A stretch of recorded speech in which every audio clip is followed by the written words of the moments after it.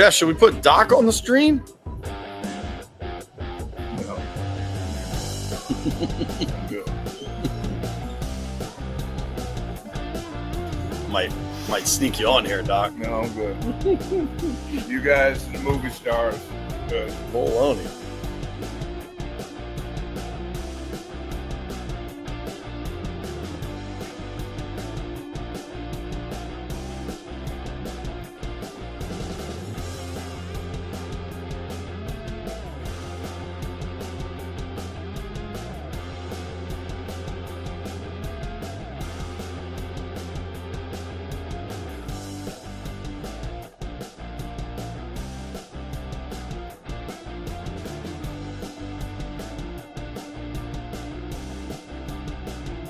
District of Columbia. Me and Doc Walker, the DOC, Rick Doc Walker, holding it down at D-City Smokehouse, Florida Avenue. Come check us out. We're going to be eating brisket all day. Good morning, Doc. Good morning, Pete. And we have the one and only Brian Mitchell out in the big D. Or that might be Dallas. Out in the D in Detroit. What up, B? How's the draft vibe?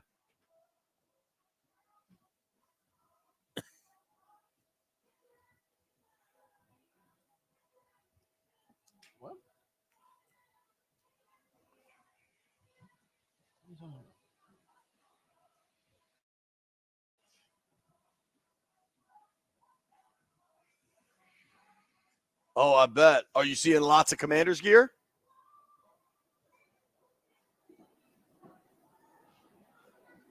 What have you seen most of? Commanders, football team, or Skins gear? Okay. Well,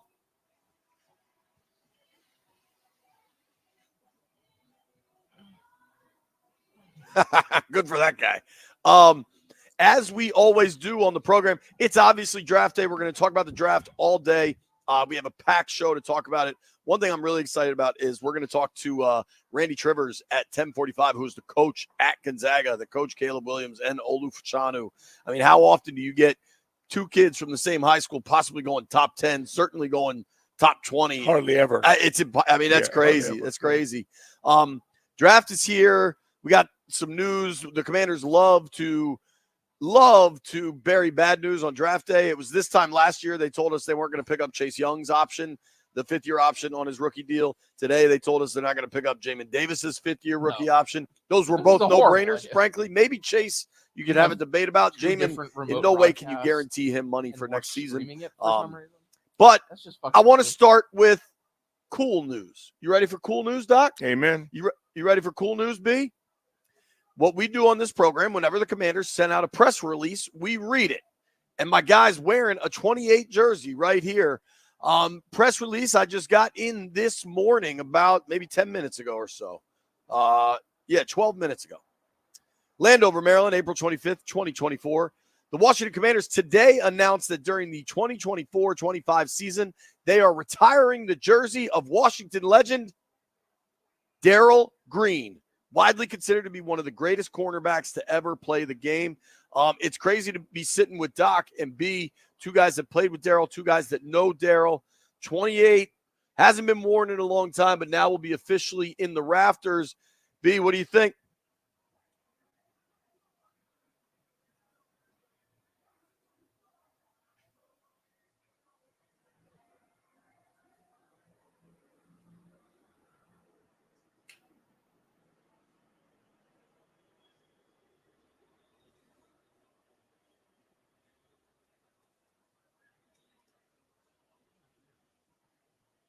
Absolutely, Doc.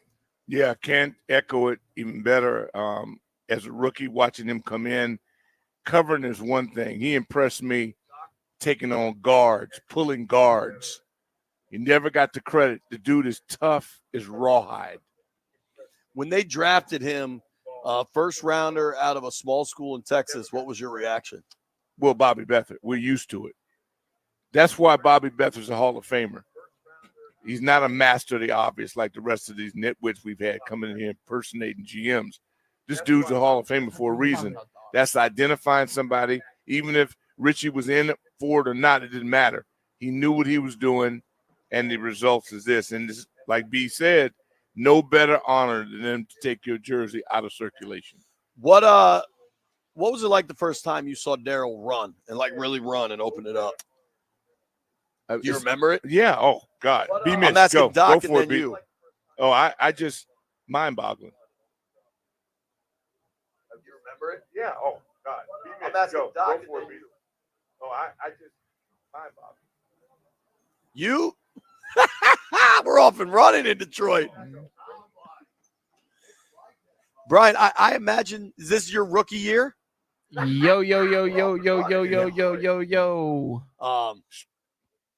Brian, I imagine this is your rookie year. That's crazy. Okay.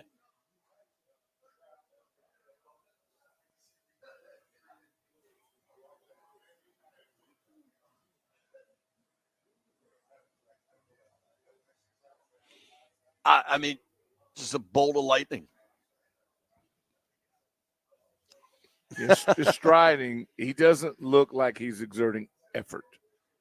It's the most amazing thing I've ever seen in person. No, it's crazy. His makeup speed on deep balls, you saw him catch Dorsett, you saw him catch ED, but what he did in practice against legit dudes, it's incredible. That's cool.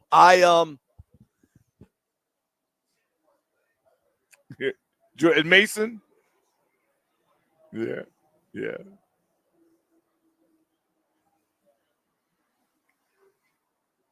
Mm-hmm.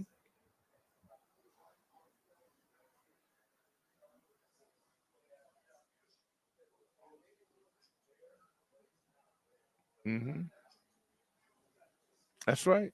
Yeah, I'm with you. Yeah.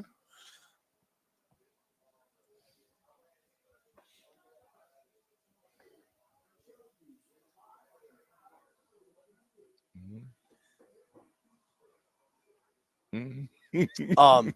I think that the team needs to keep the bar very, very high to retire jerseys, but this one I fully support. I mean, when you talk about the bar being high, that's Daryl Green. He cleared it, and I think this is a great move by new ownership.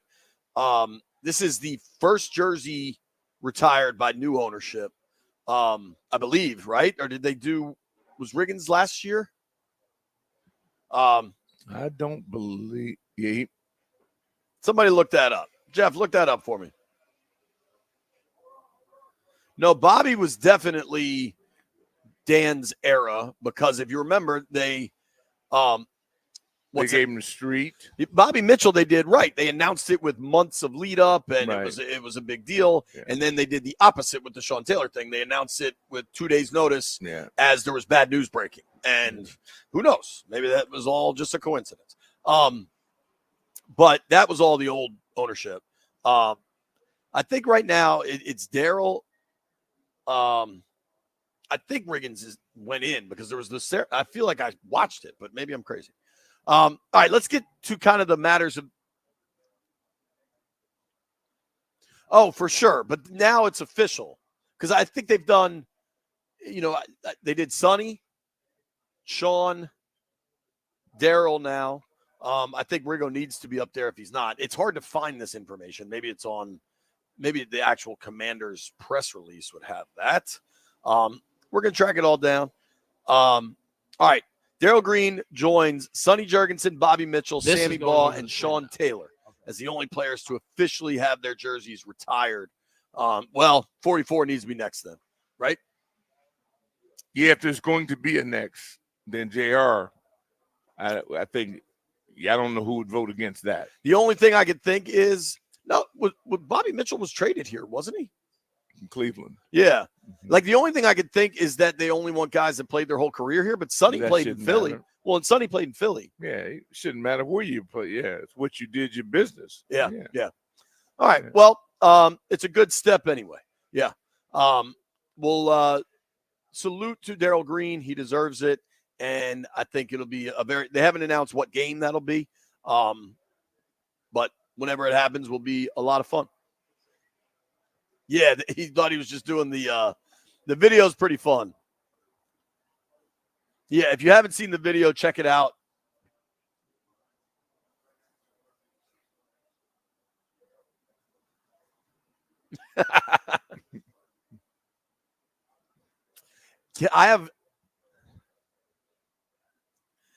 I don't have Darryl Green stories like you do, but I did learn something from Darryl Green on a personal level. We were out at Avenel, and my job is to bug players to talk to me on camera, right? And he wants to hang out and play golf and not worry about talking to me. But he was cool. He's finally like, all right, let's knock this out. I was like, great. We did 2 or 3 questions, and then my photog asked, hey, can we just just film you hitting a shot so that we can promote the charity and everything that was going on. And Darryl said, yeah, no problem. And as he lined up his tee shot, he said, here's what's going to happen. No matter where this ball goes, we're all going to look straight ahead and act like it's a good shot because nobody will know the difference. Exactly. And so if I'm ever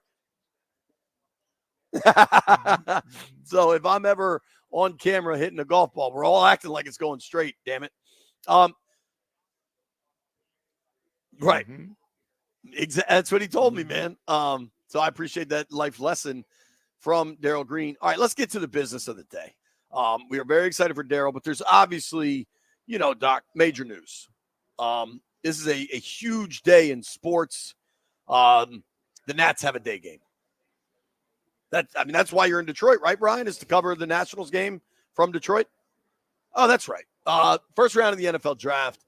I think the Tigers might be terrible, but obviously, first round of the NFL draft we've been talking about this for months. I think almost more than anything, people are excited to find out who the player is going to be, who's going to be the new quarterback of the franchise, all of those things, but also so we can just stop talking about it.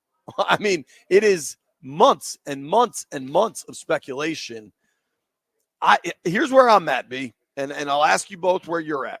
I believe they're taking Jaden Daniels tonight. I believe Josh Harris, Adam Peters, Jaden Daniels, his representatives.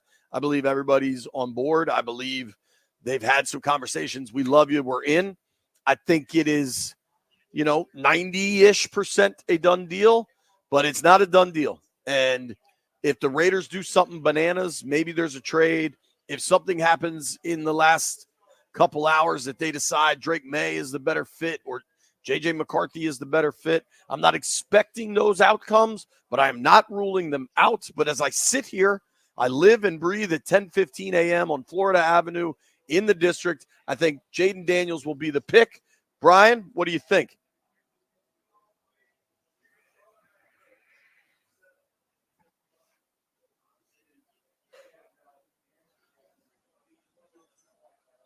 Sure.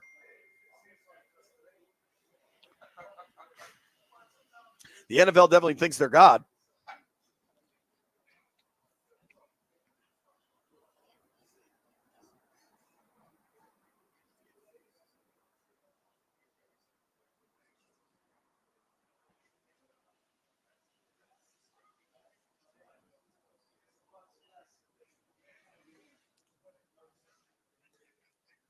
They only play games from September to January, and we talk about them the whole damn year.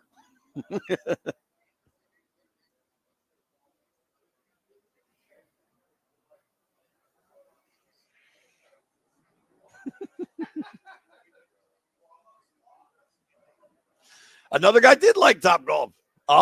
The folks we've heard from officially and the stuff I've heard off the record, everybody liked Topgolf except national pundits that just want to blast Washington for everything. I am lucky enough to be joined by a doctor. Doc Walker, what do you think about tonight at number 2? I think that they're going to take the kid out of Carolina. Really? Yeah, and I like the kid out of LSU. I think he's got the visual, but I try to think like I think they think, not how I think, right? Because it would be the biggest monster that's available because they can't stop a cold. So it really wouldn't matter if you had Joe Namath, if he's going to die in the pocket. But I do believe that if I can get a guy that's 21 years old that fits the look test and has knowledge of their original offensive concept based on the coordinator they brought in, I think that's the okie doke. You think the okie doke is coming?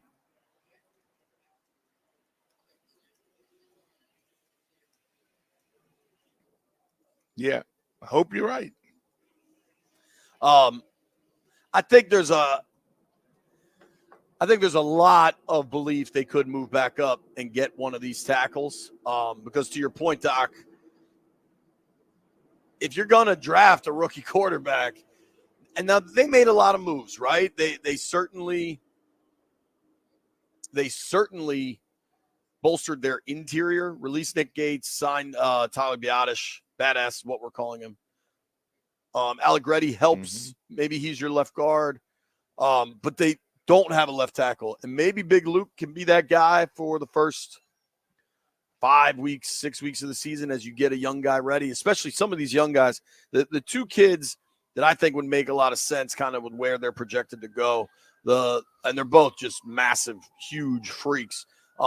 Mims from Georgia and Guyton from Oklahoma. They're both pretty raw to be starting week 1 in the NFL. But, I mean, B, is that how you learn? Just get the hell out there?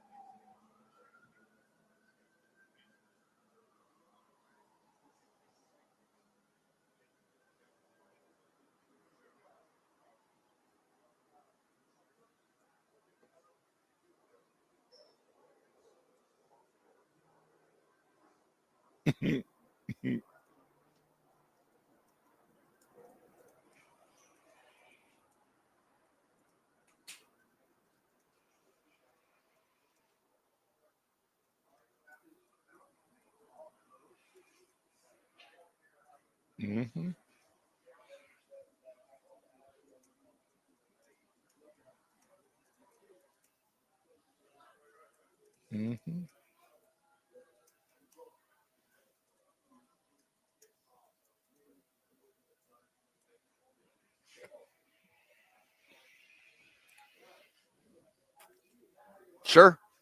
B-Mitch chip, tight ends.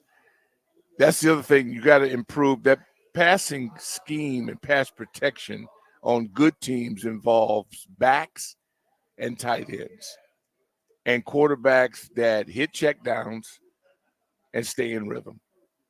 It's just not about all the big plays. It's a lot of boring things that result in success. And I just look at it, you look at age, and it's still a beauty contest. And I go back to what type of offense are they going to run? We haven't seen them practice. We don't know nothing yet. So that's why I'm inclined to go, I think it's an okie doke, but we'll see. I think there is reason to believe it's an okie doke, frankly. They seem to want to create mystery. But I go back to who's the best player you can get? And I just think Daniels is the answer to that question. I like Drake. If they end up with Drake, like, I'm not going to be screaming. I like McCarthy, and I know people think I'm an idiot. Oh, no, me too. The kid's a winner. Me too. Well, are you surprised his coach actually played in the NFL? Right. This is why this is so stupid to me.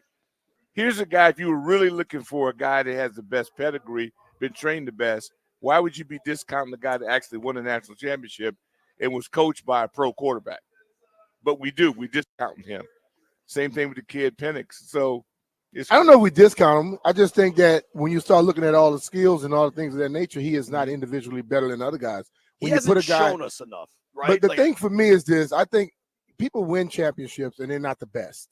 We saw people win Heisman and they couldn't play in the next level. So it doesn't make you the absolute best. I think the ultimate thing with him is he was in a offense where he was not dependent upon the most. His run game was. And I think that's why when you look at Washington in the back, they always look at the running game. They don't look at the quarterback. They look at the running game in the past. And I think he's a damn good player. I say whenever he had to do some things, he did them damn good. But in this league today, a quarterback is asked to go out there and throw it 30 to 40 times. He hadn't shown he could do that. But I guess I didn't make myself clear. A guy in the huddle with pre-snap reads who comes out that's NFL ready, I think he's advanced. Whereas we've drafted a lot of people here that couldn't read anything whatsoever. That's what I meant. I think he's ahead of a lot of them. I think we got to, in my mind, what happened prior to what's happening now, it's kind of hard to separate from it, but we got to separate from it. There were idiots that were running things prior. I don't believe these dudes are idiots. I agree with that. We got to at least give them a try. And I think we judge everything based off of Dan's era and the people that he allowed to come in. Every coach that came in under Dan came in with self-preservation mode. And they made sure they got most of their years. And my whole thing is you're going to get all your money anyway when you're a pro coach. Just go out there and coach. You don't have to play the games. So, okay, they played games. And they knew they could do stupid stuff. And guess what? Dan Snyder was going to be blamed every time. So none of them had to really work. Amen. Different era now, man. Here's my understanding. We're working on the stream. If you're on the YouTube stream on 106.7 The Fan, I'm going to get Doc on here, even though he says he doesn't want to be. No. Little sneak peek. Man, we got to have Doc. Y'all know Doc is a superstar. He's in Detroit, man. He was a hand model. Y'all got to get him on TV. Put B. Mitch on. Show everybody those hands. Put B. Mitch on, man. Show everybody those hands. Seriously. B. Mitch is not on. I don't know what's happening. I don't know why he's not on. We'll figure it out. Yeah. Give him a headshot.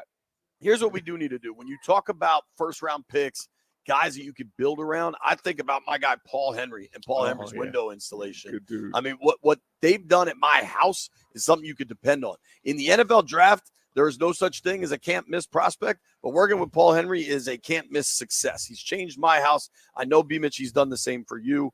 If you call this month, you get $100 off windows with a 5-window minimum and $100 off doors. Brian, he has redone your entire mansion. He did that. Paul was the number one prospect when he was coming out, and he still has proven it. He showed that it's longevity that counts. It's not just going out there the first time. When he goes to a person's house, he comes out and he leaves, and they're totally impressed. I was impressed by him, and I had a lot of people in my neighborhood were impressed by him as well, and they used him, and everybody, they rave about him, and they praise him a lot. Call Paul right now to receive 10% off each window with the 5-window minimum and 10% off each door. Contact Paul Henry's Window Installation today and tell him that B. Mitch and Finley sent you. PaulHenrysWindows.com, your clear home improvement choice.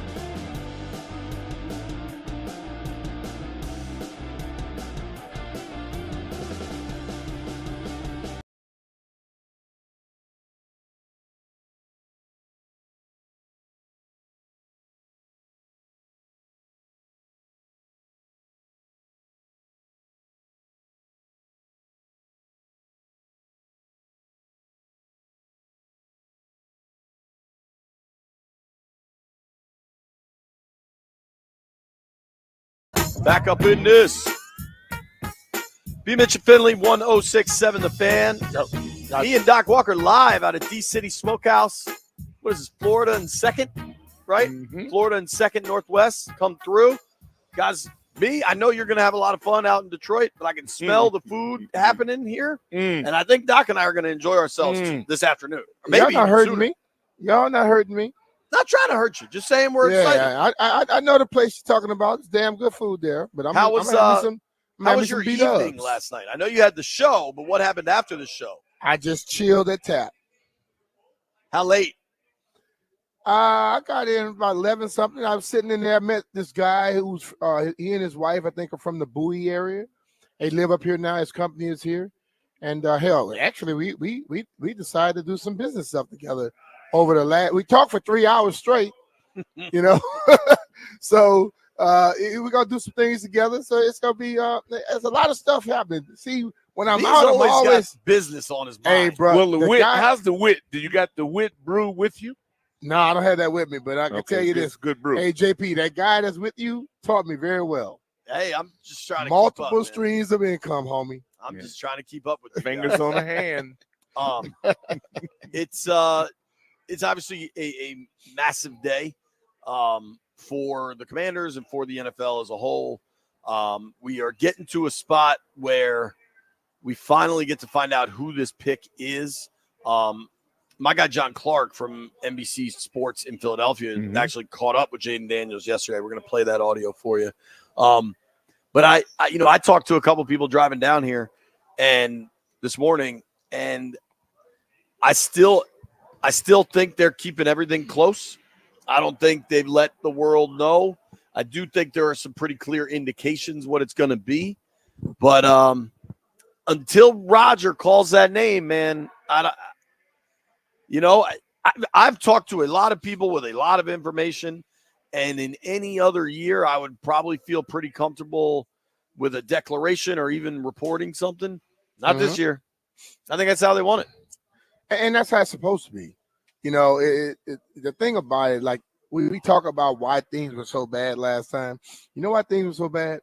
Because they had a ship, and the ship had nothing but holes in it. Okay, that's why you're going to sink whenever your ship has holes in it. They didn't have no sump pump in that thing. They just had a bunch of holes. Everybody wanted to be the person that told some information. Okay, hell, some of the coaches were the biggest leaks that they had. You know what I mean? So now you don't have that. And I hope it remains like that. Yeah, I think so. It's funny because I think locally we're all believing it's going to be Jaden, but not willing to lock that in because, one, these dudes are keeping everything super close to the vest, and two, it depends what you're looking for, Doc. And that's why you're almost expecting the okie doke. Yeah, that's what I believe, based on who they hired, who they got rid of immediately, and they did all those things for a reason. Tonight we'll know. Are you talking about Howell going? Yeah, you had a quarterback here. You had the best guy I've seen as a human being. Jacoby knew he was better than that kid, and he nurtured him like he was an offspring. And they jettisoned that. They did that for a reason, and we'll find out. Yeah, I think I just don't think Sam was sexy enough for what's happening here now. And I think that's the ultimate thing. I tell you what, this stream is going to be interesting because we got to figure out who gets the money when these people send in the $2. Jesus Saves J316 just sent us $2 and said, "Congrats, DG28." Boom. You can check out the stream on 106.7 The Fan. Cody Shook says, "Classic. B. Mitch always making money moves." That's correct. Now, I believe this was our friend Nikki Javala was the first to report. I can confirm it. This is also one of these things that nobody really should be surprised by. They're not going to pick up the 5th-year rookie option for Mr. Jamin Davis. To me, if you're shocked by that, then you don't watch football. Yeah, the play hasn't been good enough to guarantee the money. It's kind of as simple as that. If he had, I think there was more progress his second season than this past season. they'd have to guarantee him about 14 mil for next year. Mhm. And I just don't think it's the right move. I think if he shows up this year and plays really well, you can figure it out next season. Doc? You And that's should the ultimate never thing. have to overpay for anybody if you're in last place. Pretty fair. Hey, Doc cuts straight through all the drama and just goes straight to the point. That's it. And then we look, we're in a success-driven, production-driven business. If you're not producing at that level, you don't get paid that money, point blank. Yeah. Dude, Matt Paris put out this tweet of the 2020 draft class, which They're all gone. they're all, not only are they all gone, but two of the members of that draft class are now on the Saints. The Saints have more people from the Washington 2020 draft class than Washington does. Why do you seem surprised? I'm not surprised, but it just shows how bad the evaluation process was. Mitchell just said it 10 minutes ago. You got clown show in your brain trust, and you're in last place consecutive year back. I mean, the best thing we have going for us is that we got a whole new outlook. And we just got to be patient enough to let them work, let them do their thing. And these guys now know they got to compete for jobs. They're not going to just be given jobs. Yeah. Yeah. And I think, I honestly am curious. I think having Bobby Wagner in that linebacker room and a new staff, a defensive-minded staff, a guy like Ken Norton as your linebackers coach. Here's what I know. And what I know is generally when first-round picks don't get their fifth-year rookie option picked up, more often than not, those dudes don't finish the year with the team. That's just the facts. And I can give you examples. You can look at Chase Young last year or go back to the last rookie that didn't get his option picked up. That was Josh Doxson. Mm-hmm. How'd that go? And now you've got a dude where they signed two new linebackers that are starters. One of them's a future Hall of Famer in Wagner. Mm-hmm. They have a new linebackers coach that strikes me as a no-nonsense fella. K9. He's a bad boy on the field. We had some battles. Mm-hmm. I think you better be ready to play right away, because when they get to camp, and Quinn and Joe Witt talked about we're in sub packages so often, we don't always have three linebackers on the field. There was this period of time where Jamin got on the field because he was the first rounder. That period of time is over.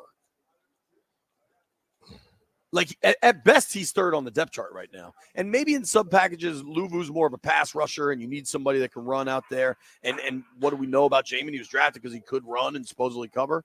But it is hardly a guarantee that come week one, he's on the roster. Hardly. Unless they put his hand in the dirt and tell him to go attack. But what if they just maybe they use him better, right? What if they come in and get the best out of him? I mean, they didn't get the best out of him before. They, like you just stated, he was able to run.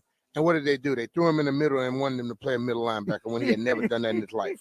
Now, that was 3 years ago, though, now. Like, at some point, he had an opportunity to play better, too.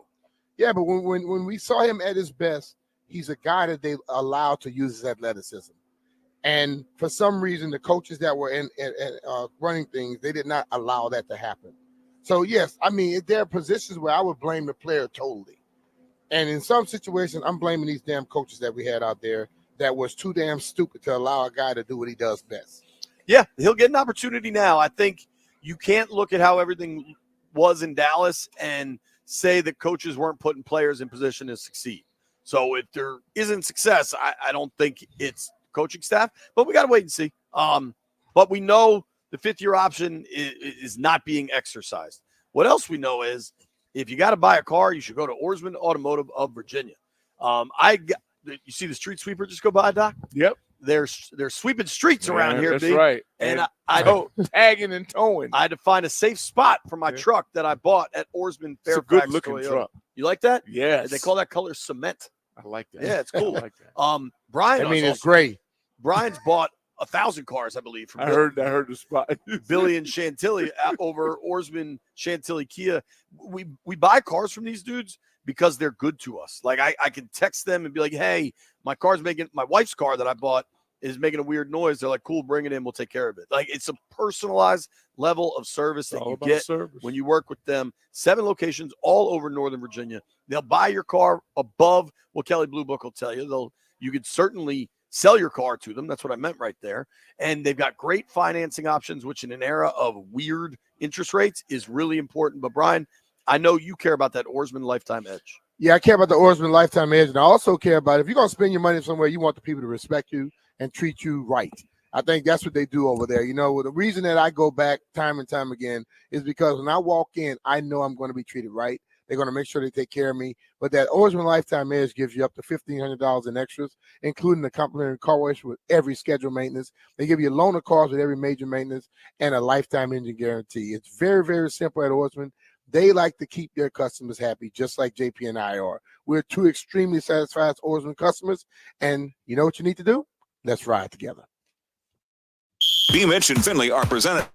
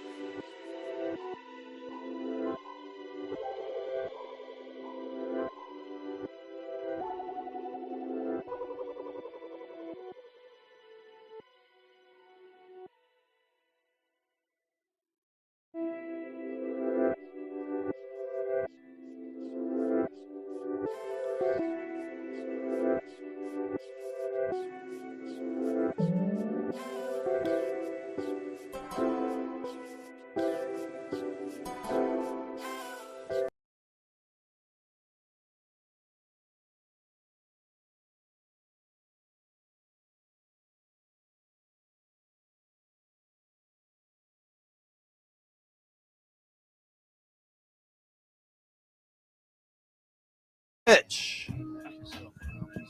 In just moments, we're going to be joined by Gonzaga head coach that knows the presumed number one pick very well. I liked this from Ryan Clark on one of these ESPN shows this morning. He said, asked if any of these quarterbacks were can't miss prospects. He said, they all can miss. Hell, if there were can't miss players, Mike Tannenbaum wouldn't be working for us. This job is hard. I'm never going to give a guy a can't miss grade, not in this draft or any. Yeah, I agree with that. I think that's important.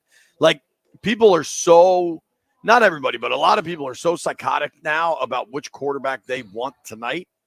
And you just got to relax, man. Nothing's a given. It is an inexact science, to say the least. Let's just say this. Pat Mahomes seems like he was can't miss, but guess what? There were a lot of people that passed on him. Right. A lot of people didn't think he was going to be able to play at this level and play in a constructed offense. And then you had a man move up and got him and say, you know what, we're going to make you better in the pocket, but we're going to still allow you to be who you are. And then all of a sudden he became better. So I just think that when you look at, see, people have that revisionist history where they now judge Pat based off of what he's done now in the league instead of judging him based off of what they were saying when he was coming out of college. Well, you know what I mean? A guy that knows Caleb Williams very well, who's coming out of college tonight, is Gonzaga football head coach Randy Trivers. Coach joins us right now. Randy, thank you for making some time for us, man. Are you out in Detroit? I am. I'm out in the Motor City right now. Yes, indeed. All right. How exciting of a night is this for you? I mean, certainly Caleb Williams is going to go first overall, and that's incredible for you and Gonzaga. But you're going to have 2 top 10, top 15 picks in Olu Fashanu as well. Yeah, I mean, it's really amazing. You know, just thinking with how rare this is. Like, we had the eclipse a couple of a week or so ago, whenever that was. This is like an eclipse. You know, it's when you have 2 young men that have been able to be a part of their journey, a small part of their journey. Those guys to be drafted in the first round on the National Football League draft in the same year. It's really amazing. So credit to those 2 incredible young men. What do you remember about those 2 young guys when they were in high school that kind of set them apart from everybody else? You know, both had tremendous aspirations, goals, dreams, objectives that they wanted to achieve, but really they had really a burning desire to be committed to the process of being where they are. So they were, both they cared so deeply and so passionately about doing what they do as best they can, and not just for themselves, but for others. So I think both of those guys had a similar quality, that they cared so deeply about their teammates that they were invested to do extremely well. Their teammates, their families, and everybody representing them and affiliated with them. So I think that's the spirit of their hearts, and that's what I think drove them to be really good or exceptional. And I think we'll continue to see great things from them in the future. The closeness, coach, is what really has impressed me over the years, watching your 4 All-Americans, the 3 Gatorade Players of the Year. And I just love the tradition and the fact that the guys come back and they help the younger ones coming up. You keep cross-pollinating that success.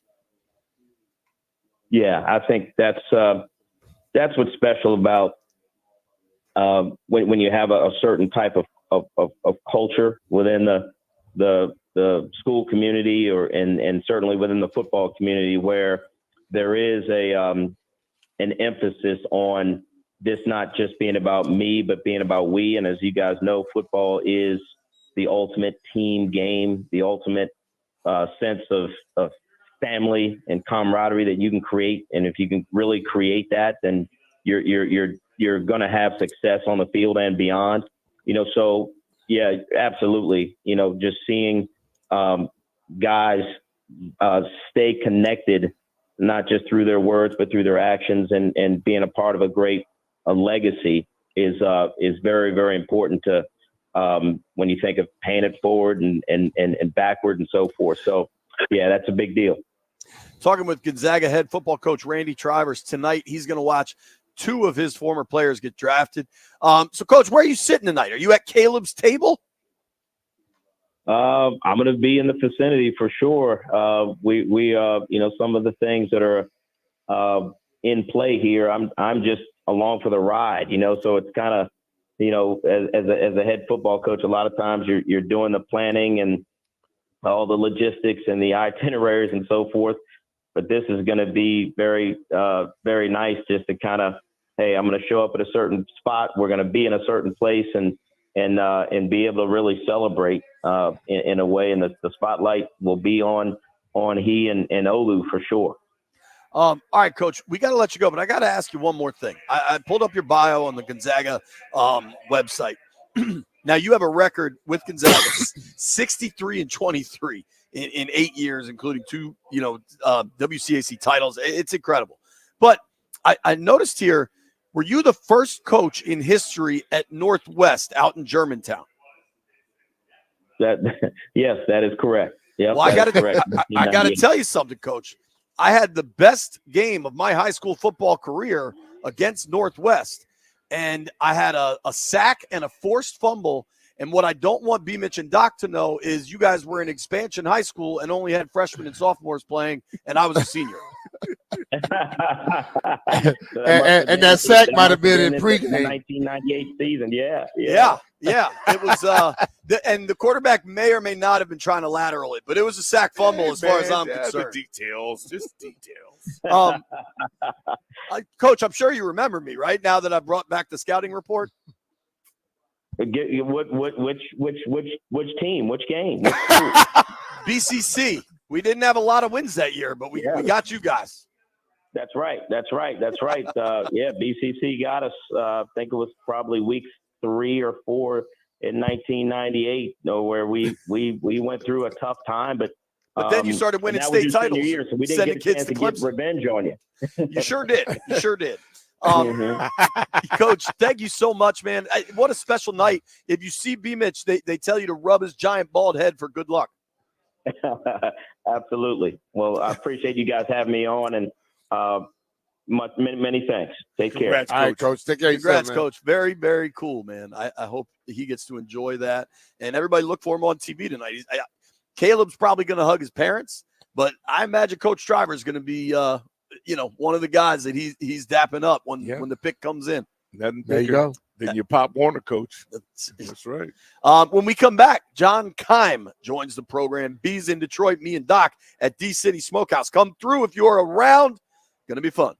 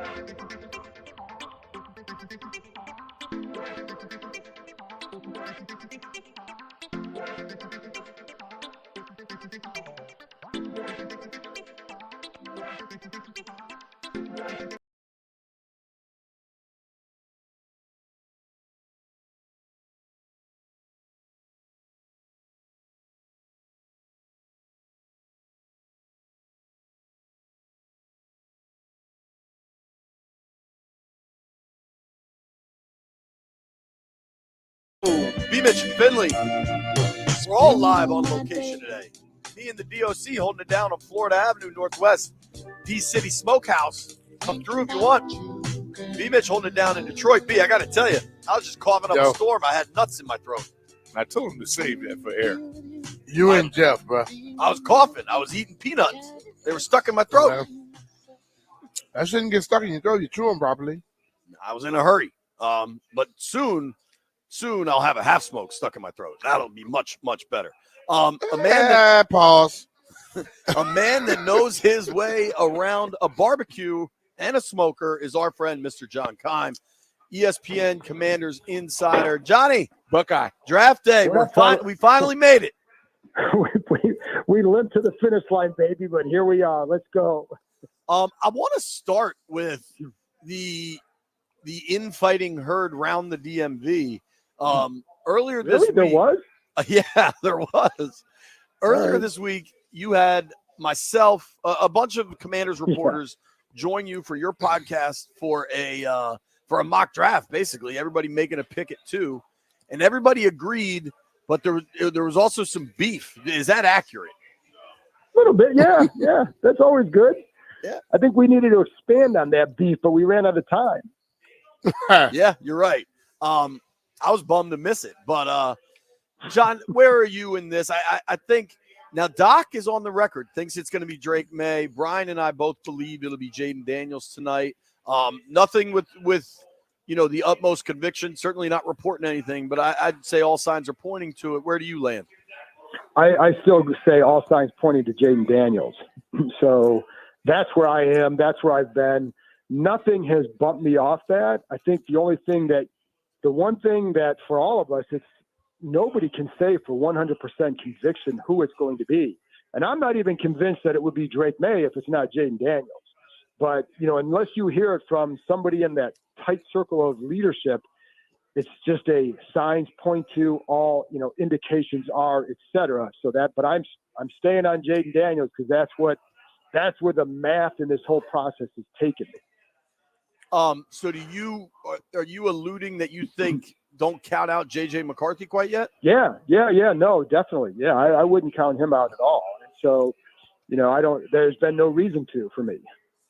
I think there's 4 options here, right? There's draft Jaden, draft Drake, JJ, or trade, like trading back, acquiring picks.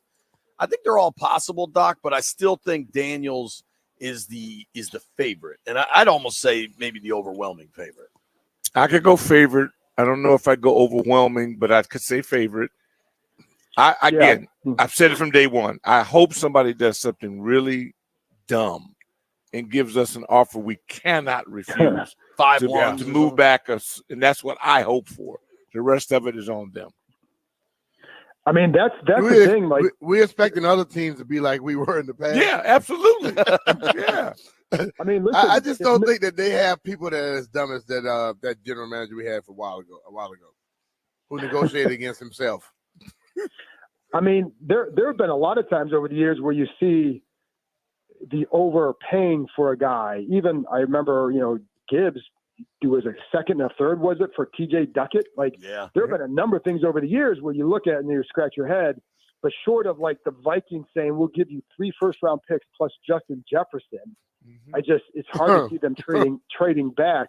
Now, the only question would be like, and I don't see this either, but let's say, the Vikings trade up to 5 and with the Chargers, and then they want to move up a couple more, and you're okay with getting one of those 3 guys, then maybe move back. But then the Giants could leapfrog you with Arizona, and now you're stuck. So that's why I just think it's really, really hard. And is it worth it to trade back one spot with like New England, And so, and I don't know that they would take the same guy. So maybe it is, but I don't see that either.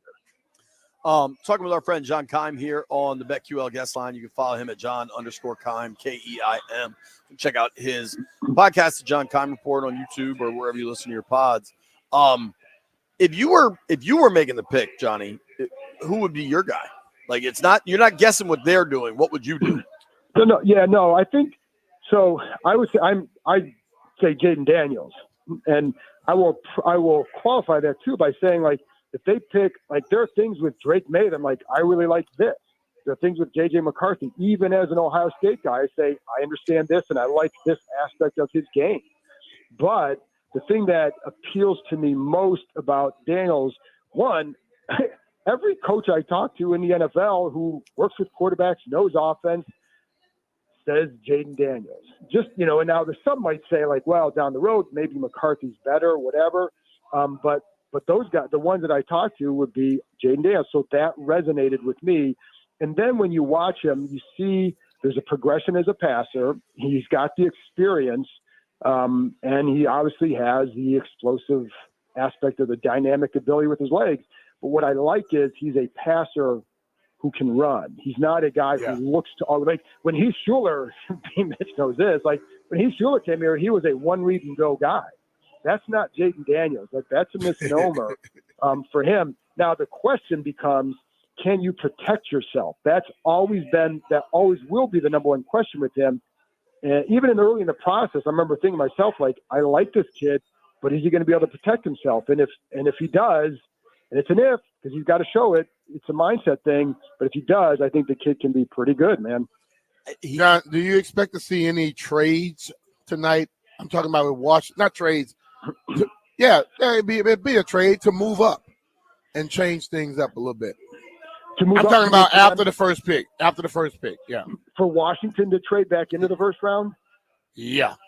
Yeah, I mean, that's so I think all that's going to depend on how the boards start to fall, right? And how things unfold. Could I see it? Yes. And from an analytics standpoint, it's always better to trade back and get more picks. This is an analytics-based group. However, we all know what they need with that second pick, and it's a left tackle, and you've got to get a guy. You know, and I think the question there becomes, there's going to be obviously a lot of tackles are going to go in the first round. But there's going to be another wave where you start to say, okay, all these teams need left tackles. If they start taking them, do you have to then jump up in there to get a guy? You know, the other part of it is there are guys like, the name I keep throwing out is Roger Rosengarten, who's a guy that some teams view as a first-round pick, and others might see him as a third-round guy. You know, so if you know, so there's that wide range in some of these guys that maybe he falls to you at 36, and if you think you can get him there, then you probably stand pat. But you've got to come out of here with a left tackle. So whatever I say about the analytics and trading back, the goal here is to get a left tackle who can help you and be a part of your future. That period. A legitimate one. I mean, if you're taking a rookie quarterback with the intention of playing him and you don't take a left tackle, it's borderline malpractice, honestly. Yeah, right. I mean, think about Howell, and he wasn't going to be protected and thought of in the same vein as whoever they take tonight. But, I mean, that kid got his ass kicked.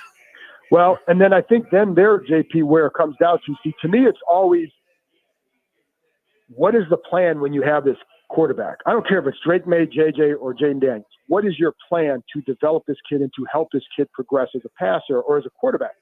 So the plan should not be drop back 70% of the time, ignore the run game. That's not a good plan. So this is what I've liked what they've done in the offseason. Whether it works or not, the approach to me has been the right one. Build up the defense, get a defense that can take the ball away, and then build up, strengthen the run game and take the pressure off of whoever it is you pick. And then you get more talent up front, and they have reinforced the middle, but you got to get that tackle. And so, but yeah, I think philosophy and scheme can help with that quarterback, and I think that's where Howell was failed. And he's, he had to do some things better himself, without a doubt. But I also think they didn't help him enough to help him grow. Yeah, everybody was kind of culpable in that. Sam held on to the ball too light. I mean, he had some problems. He was hesitant to let that thing go, boy. Yeah. Exactly. What do you think of the possibility of them trading back up for something else? Like, one thing Doc has brought up is the possibility of the okie doke, right? Whether it's Drake at number 2 or JJ at number 2, or they trade back. What do you think there's the possibility is there's another move that their analytics guys and Peters have identified? Like, listen, if we could get Brock Bowers, I don't see this happening, but for talking, no, if we could get somebody like that, or we love that kid Xavier Worthy out of Texas, and if we can add that speed, it would change everything for us. Like, do you think we all know it's QB at 2, and we all think a trade back into probably the bottom third of the draft for a tackle is highly possible? Is there something else that we're not thinking about?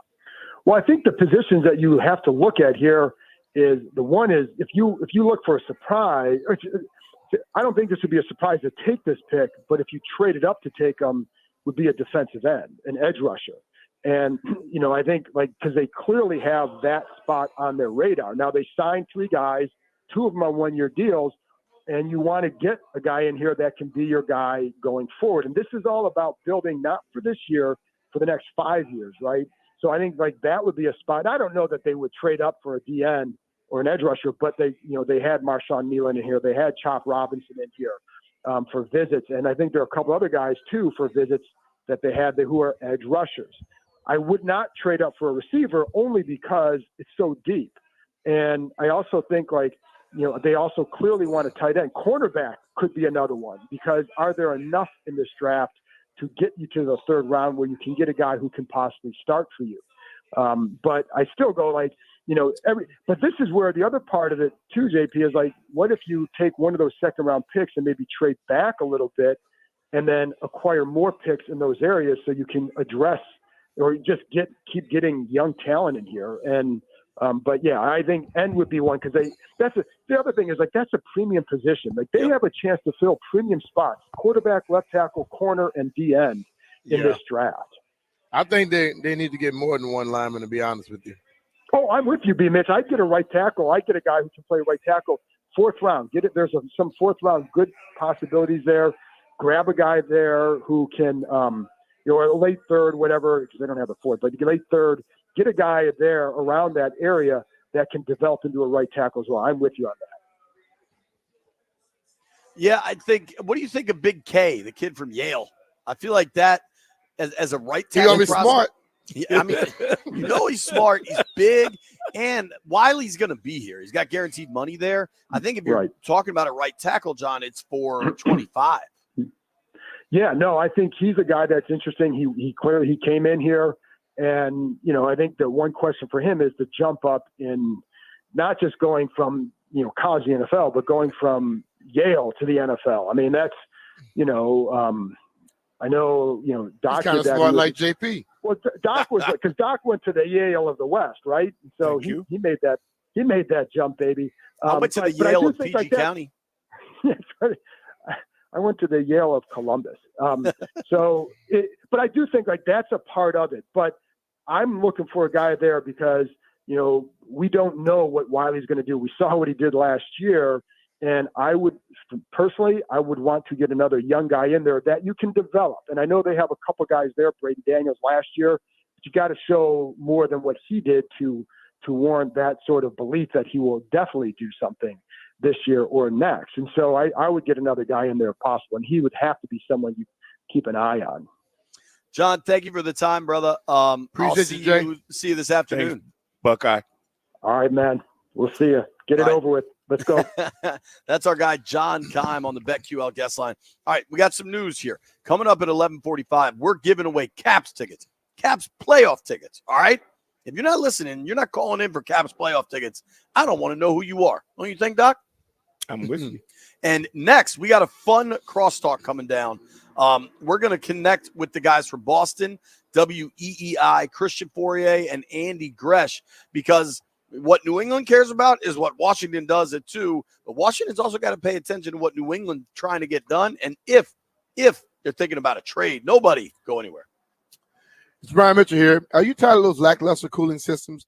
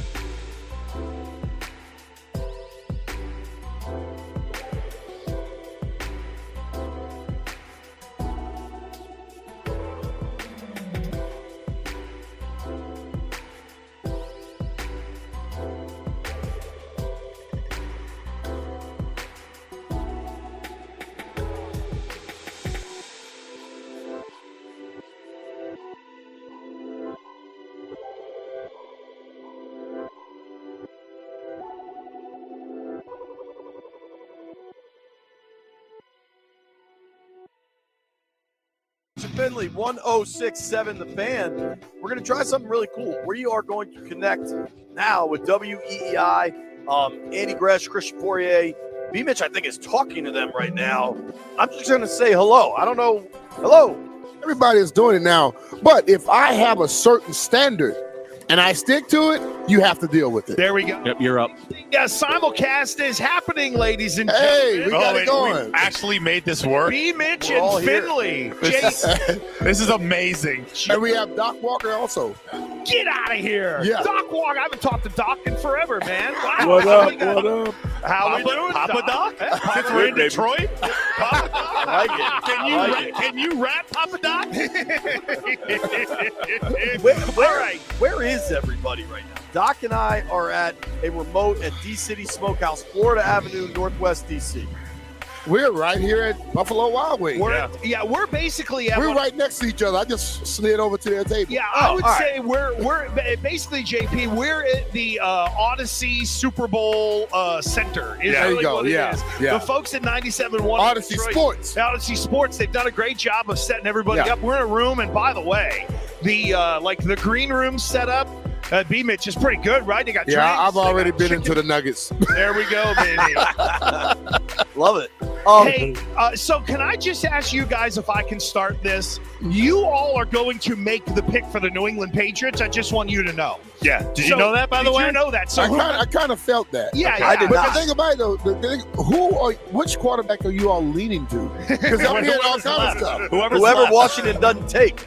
Exactly. But I don't. Bingo. So let's say Washington takes Daniels. Are you taking May? Or are you taking JJ? I don't think they're it's May. taking JJ third. I think it's Drake May. They've been begging for someone to come up and give them. You might have heard us at B. Mitch. We've been joking. Why wouldn't they about go that. with JJ as another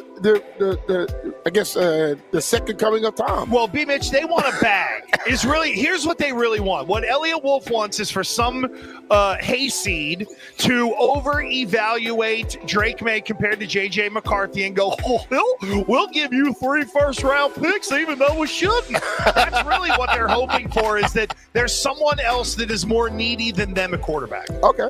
I like the voice for the hayseed there. That was Yeah. pretty strong. Well, JP, I'm a Yinzer. I spent the first 15 years of my life at Western Pennsylvania, also known as Western Pennsyltucky, so I got that down. Basically, it's just me doing an imitation of my grandfather.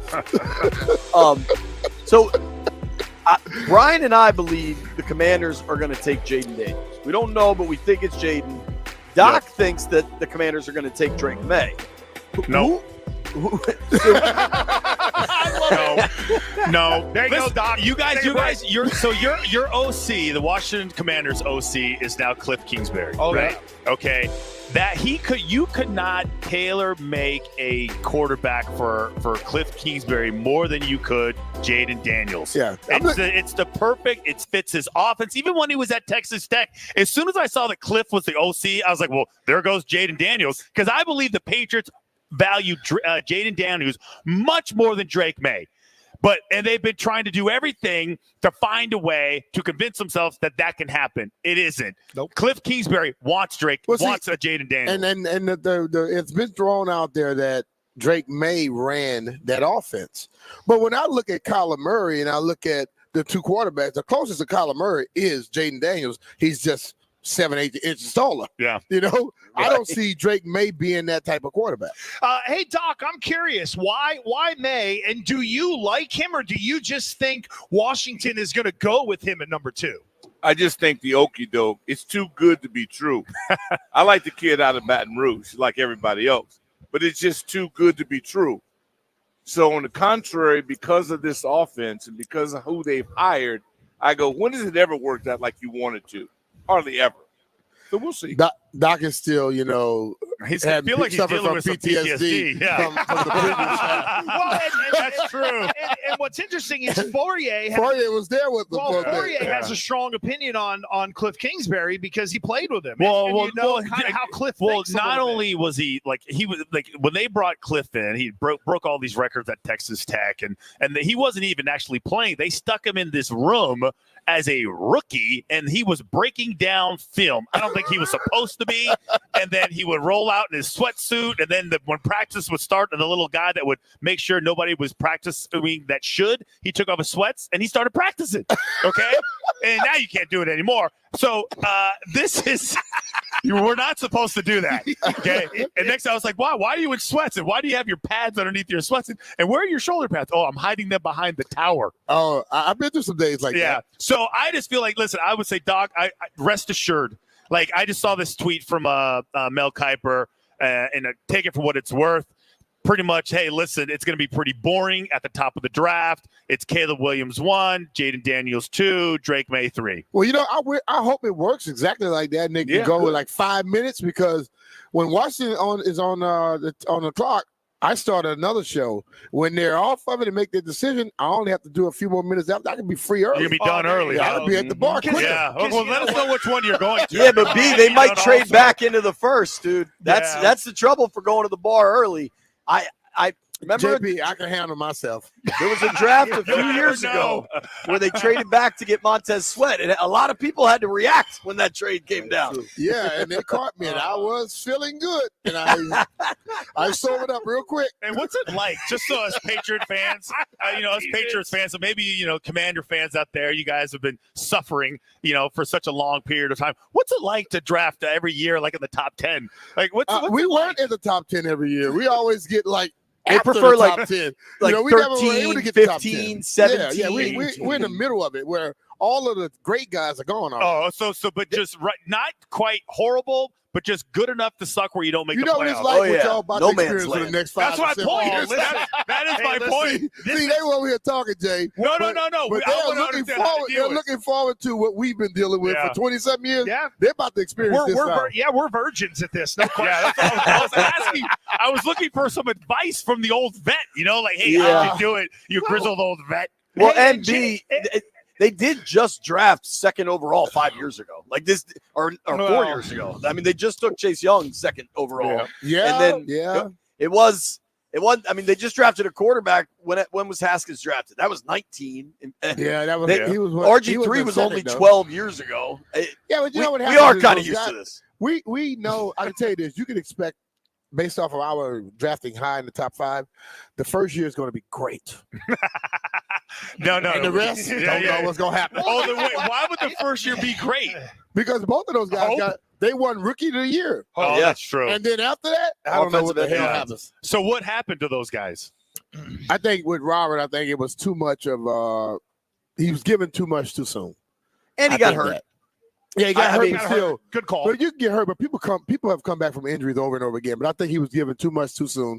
He was given too much at a point where he was not mature enough to handle it. And I think that kind of affected him some.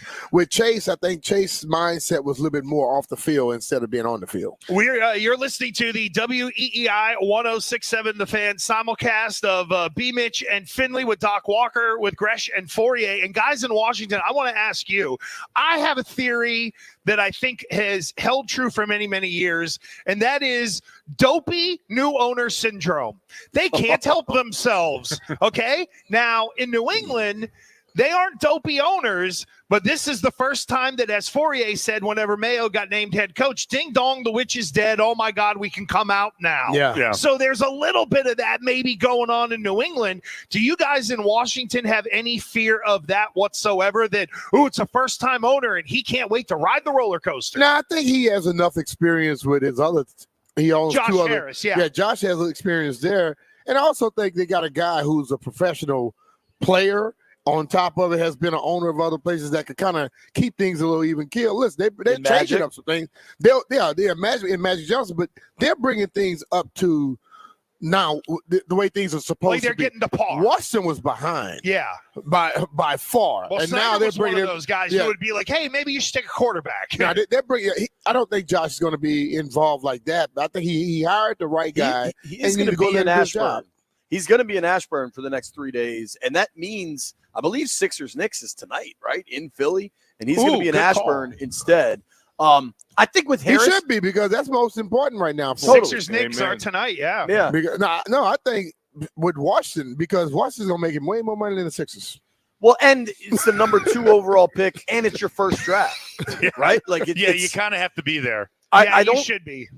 We got to talk to him at the owners' meetings in Orlando, and he was honest, because at that point we asked, "Hey, you were in the room for the meetings at the Combine. What was up with that?" He's like, "Man, it's my first time. I want to know how this process works." And pay $6 billion for something. I'm not mad about it. That's what you should have started off with. I paid $6 billion. I get to do what the hell I want to do. And go in any meeting at any time, unannounced, whenever you feel like it. Right. And that's kind of what Gresham was talking about with the Crafts. Like, they were basically locked out of, big decisions, injury reports, and everything like that. And now they basically have an open door policy. But it worked for them. It did.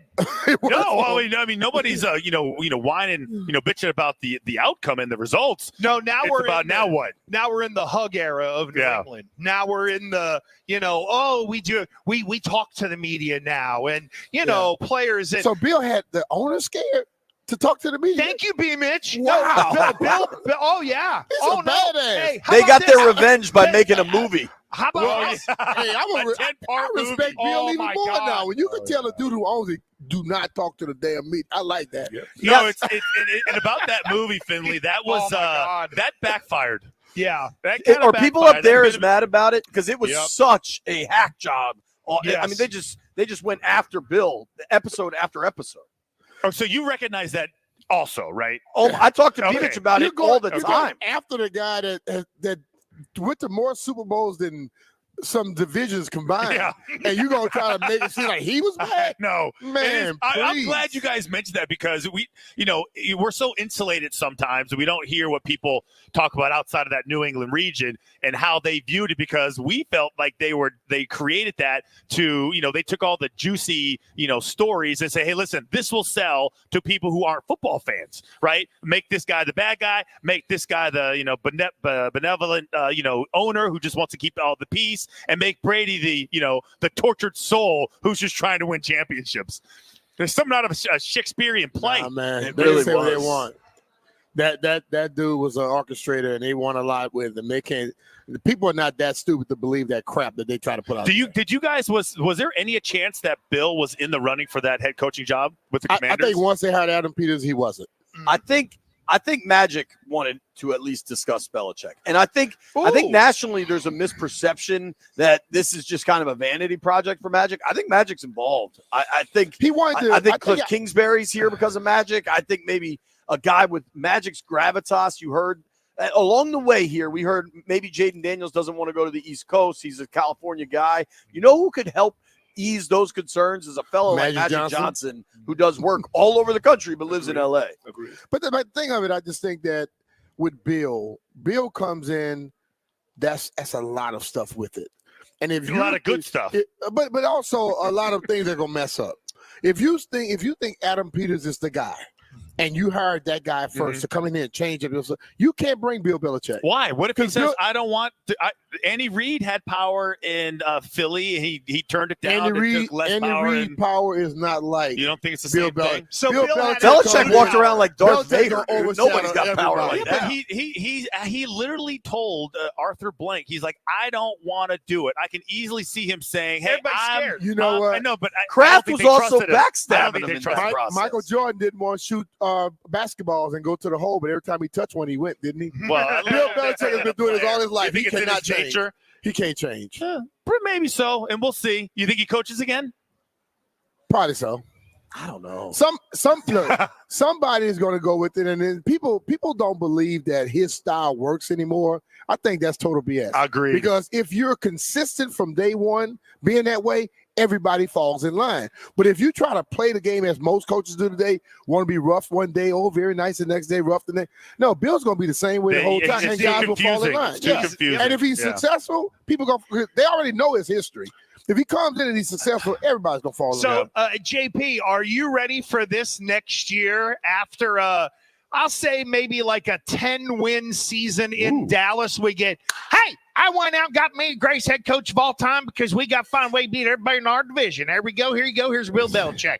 Are you ready for Bill Yeah, Belichick? and he'll with the hate Cowboys? Bill in the end, just like he hates Jimmy, who won him 3 Super Bowls. I would think so, but if he won him one, at least Jera can go to the And there could be- Hall of Fame in the There sky. could be a with an mutually extra parting ring. of the ways for that The team as Hall of well. Fame in the sky. I love it.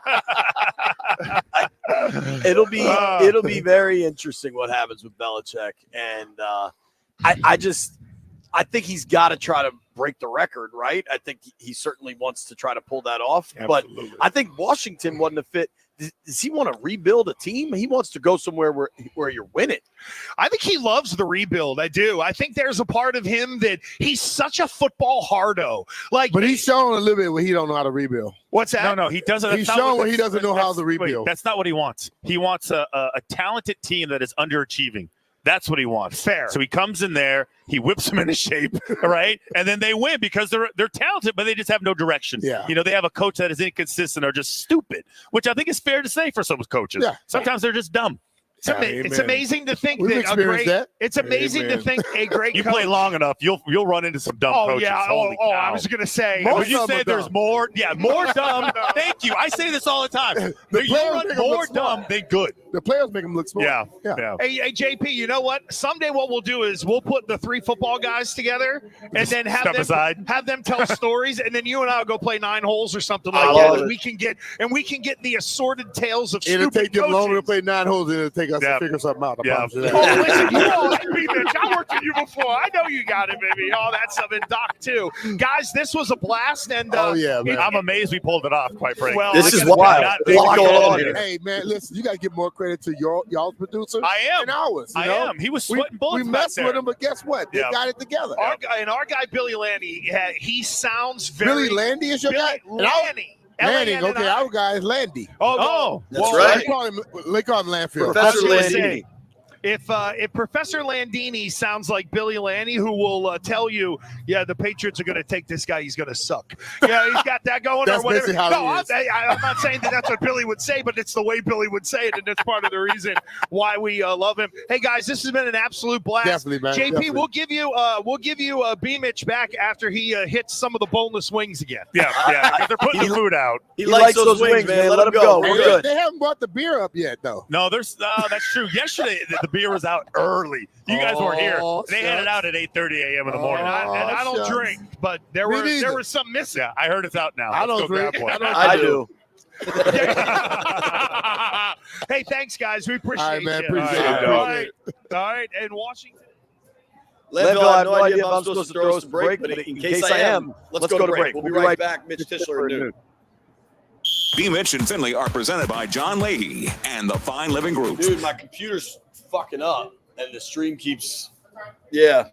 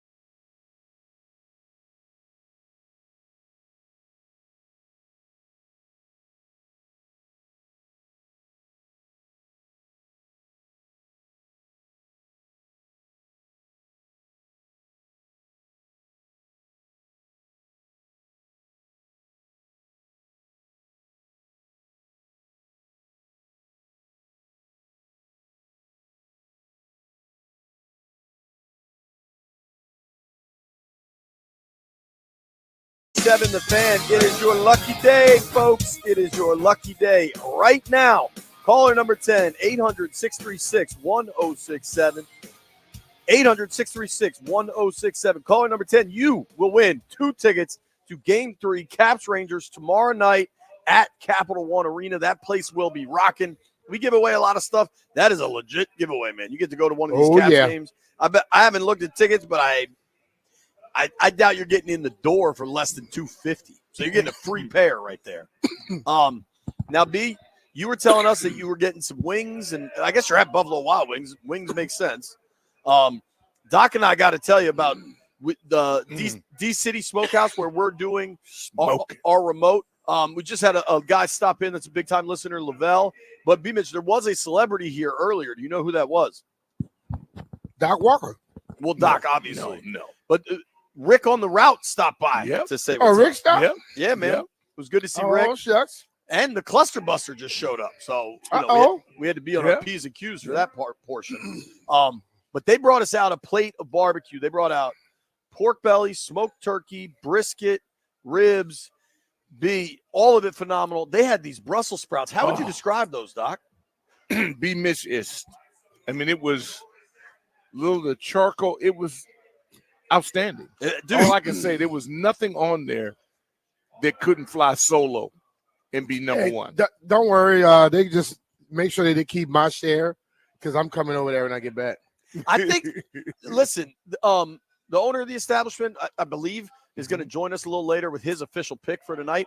I want to openly campaign to do more remotes here because it's a very cool vibe. It'd be great in the summer when the weather's just a little bit warmer. Yeah, you love it. But you know what? How about this, Brian? You and I will find an afternoon, maybe a rainy afternoon, because if it's sunny, we'll probably want to go play golf. Or maybe we go play golf and then come in here for dinner. Go play 9 at Haynes. That's cool with me. This place is awesome. It really is. And especially if they get B's Brew. They should get B's Brew. And you can walk out here and have a smoke with one of B's sticks. They got B, you're going to love this, dog. This is tailor-made for you. They got daiquiris too, B. Yeah. Now, I typically only drink daiquiris in the back of a pickup truck. But for this place, Louisiana, I will make an exception. When we come back, Mitch Tischler joins the program. Hey, everyone. It is Autism Acceptance Month, and we're making a difference together. So join me as I bike to the beach to support local autism organizations. Come out on Friday, August 2nd, and enjoy a 25, 50, 70, or 100-mile ride to Dewey Beach. Ride with me or donate to our team to help us hit our goal. This ride is designed for all riders. You don't have to be a professional, but all riders can join. Bring your crew and help us raise money for autism awareness. Visit biketothebeach.org/BMitch to get involved and make an impact today. That's biketothebeach.org/BMitch. Let's do this. B. Mitch and Finley are presented by John Leahy and the Fine Living Group. Let the MVP of DMV Real Estate sell your home for more. Visit johnsellsdmv.com. This is Andrew Perloff with an Odyssey Sports Minute sponsored by Relief Factor, the natural way to fight pain. 1983 remains the ultimate quarterback draft. No classes come close to Elway, Marino, Jim Kelly, but we could see 6 QBs go in the first round for the first time since 83. Are there 3 Hall of Famers? Probably not, but these are interesting prospects. There's a good chance more than one team will hit gold at the sport's most important position. I'm Andrew Perloff. Listen to 106.7 The Fan all week for your chance to win a pair of tickets to Deep Purple One More Time Tour. Saturday, September 7th at Jiffy Lube Live. Tickets are on sale now. For tickets and more event information, visit thefandc.com/events. At Bet365, we don't do ordinary. We believe that every sport should be epic. Every home run, every hit, every inning, every play. From the moments that are legendary to the ones that fly under the radar. Whether it's a walk-off grand slam or a base hit to center field, whatever the sport, whatever the moment, it's never ordinary at Bet365. 21 plus only. Must be physically located in Virginia. Gambling problem? Call 1-800-GAMBLER. It's Lindsay Ram Truck Month. Time to cash in. Ram light duties up to $10,000 off. Ram heavy duties up to $20,000 off. It's our biggest truck savings ever. See dealer for details. Don't miss Baldino's Warehouse Blowout Sale this Saturday, the 27th from 9 to 3 in Springfield. Up to 50% off select Browning and Champion safes. Visit Baldino's at 7400 Fullerton Road in Springfield this Saturday or at baldinos.com.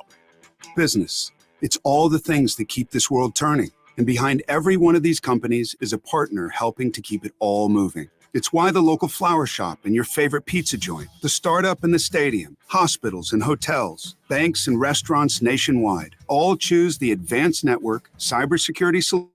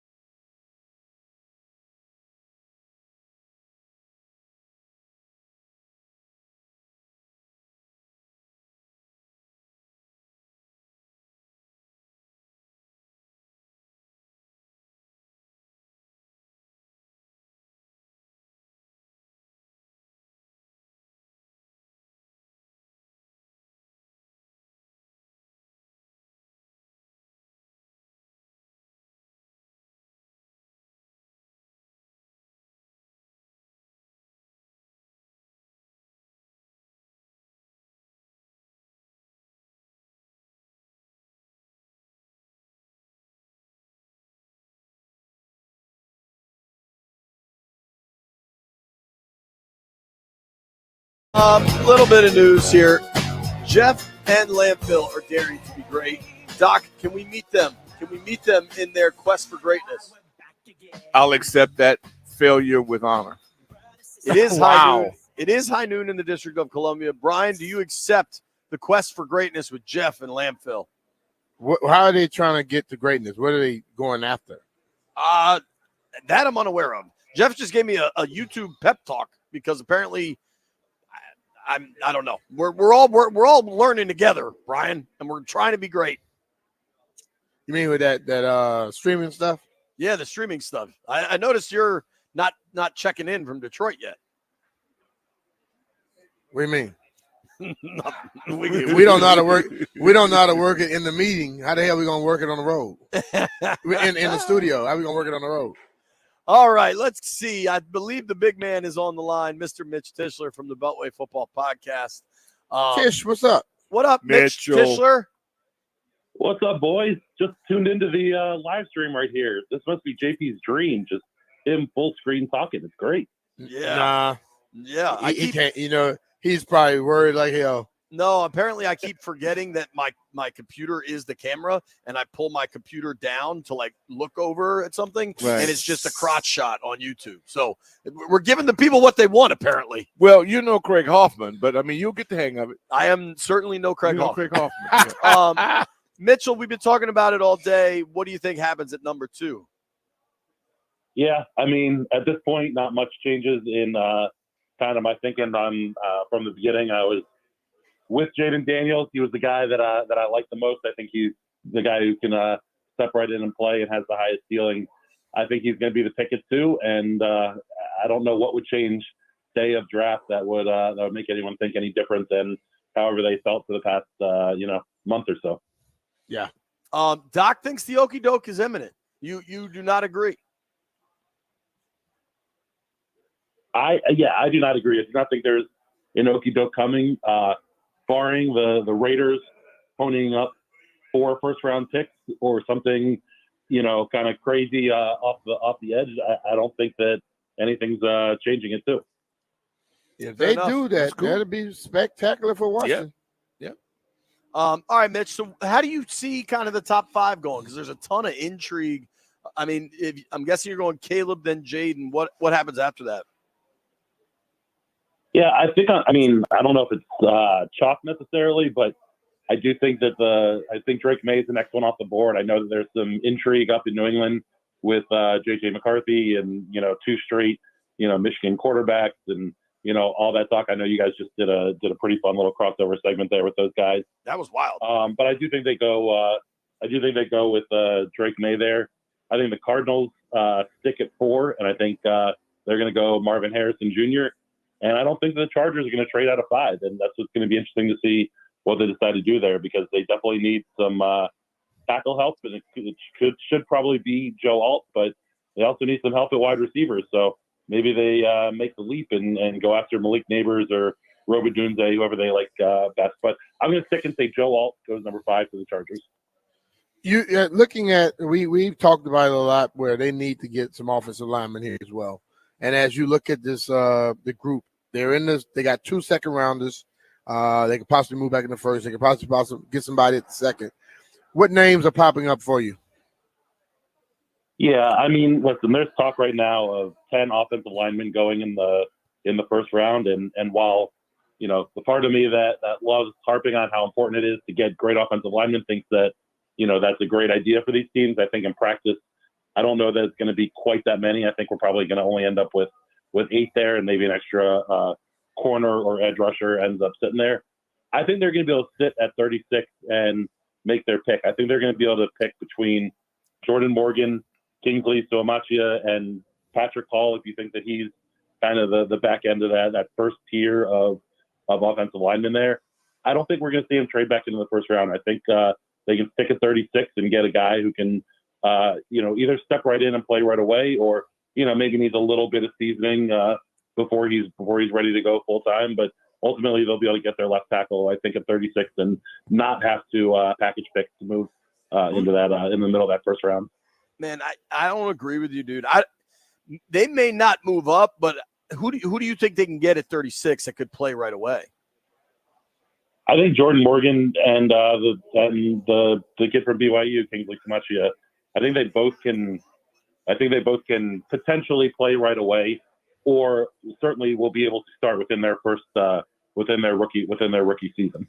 Dude, if you look at guys that really put a lot of effort into their mocks, I've seen a lot of people that think the BYU dude Sua Matea is going 32 to Kansas City, and I've seen Jordan Morgan as high as like 25 now.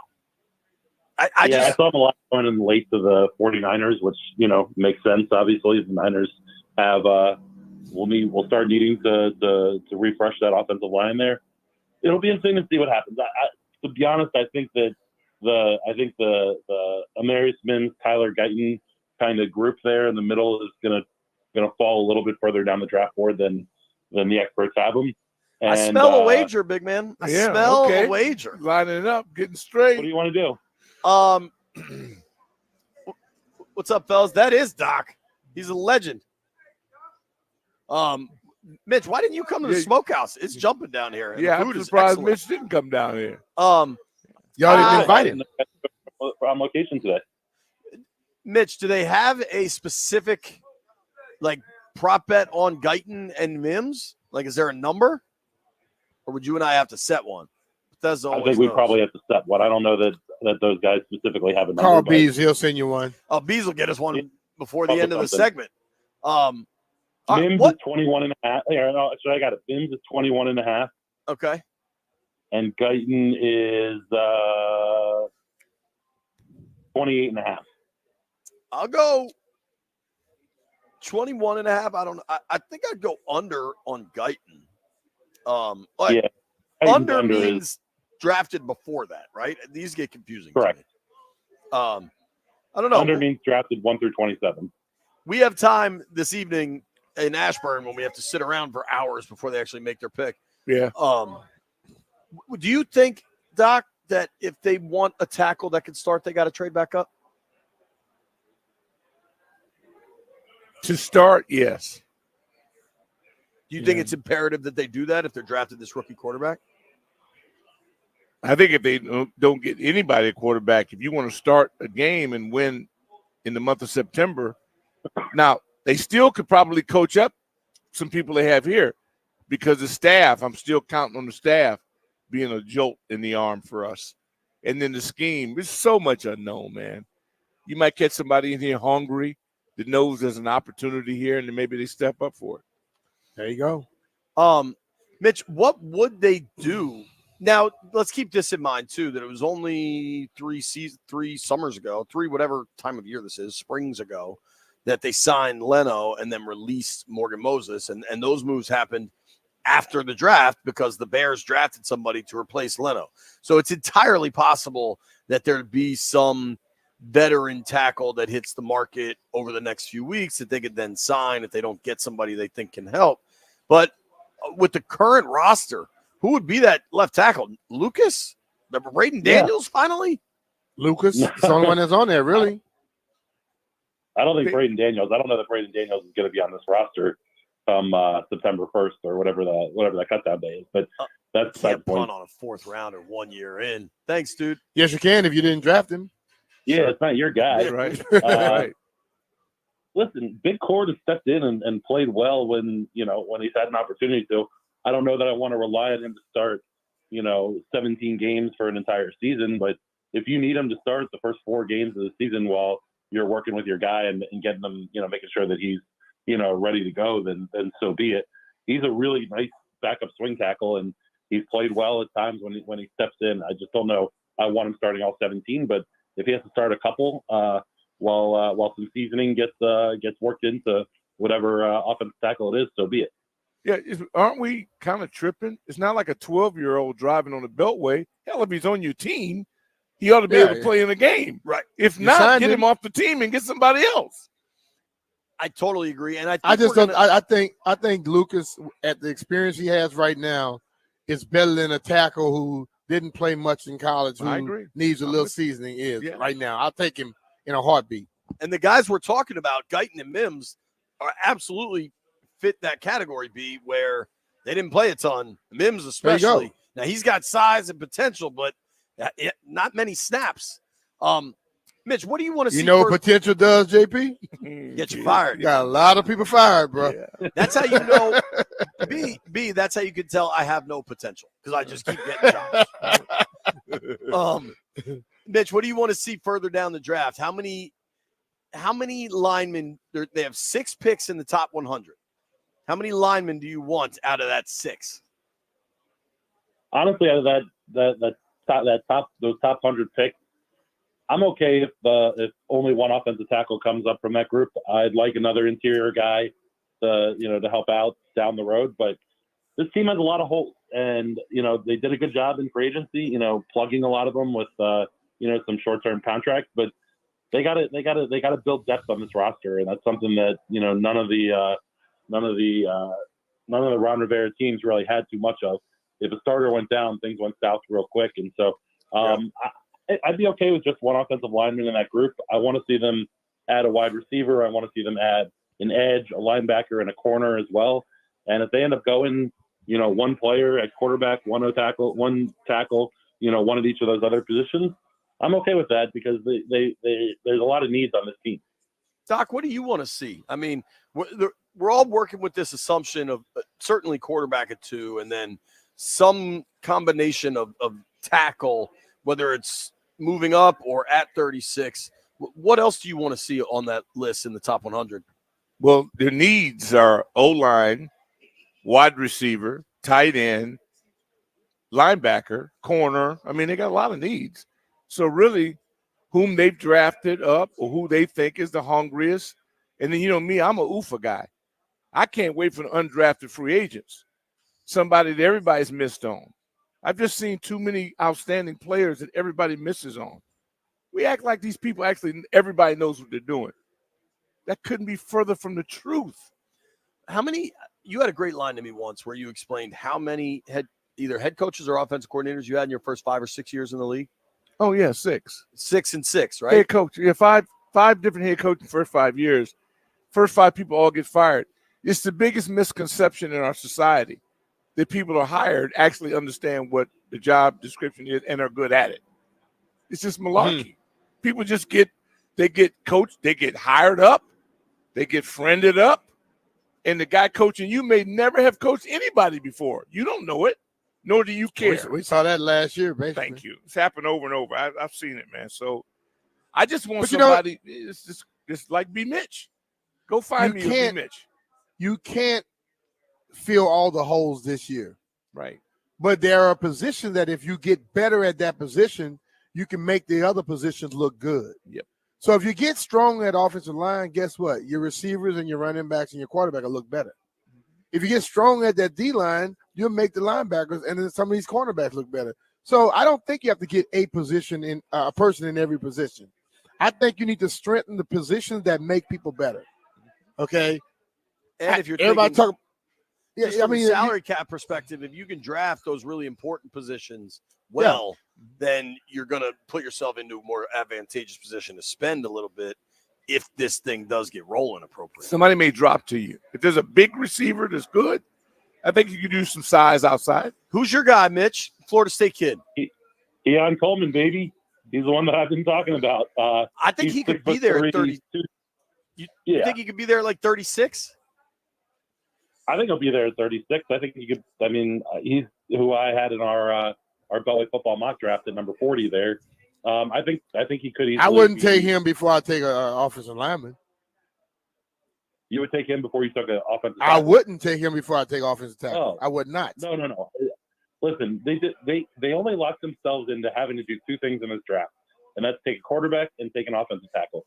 After that, those final 4 picks of the top 100 and then on to day 3, they can do whatever they want with them. And Keon Coleman's a 6'3", 220-pound wide receiver, huge body, good hands. Yeah. He's immediate red zone threat. He's a guy. He's the type of player that we talked about when they brought in Zach Ertz, who's like a young quarterback's best friend. You get a big receiver out there that he can throw the ball to a little bit and kind of steal some yards that way. I think that'd be I think he'd be a really nice piece alongside Terry and Jahan to help out whoever they end up taking at number 2. Mitch, where does Michael Penix go tonight? Or is it That's tonight? going to be interesting because I could see a scenario where the Giants take a quarterback and don't trade back from 6. The Vikings might be able to just stick at 11 and get Michael Penix there.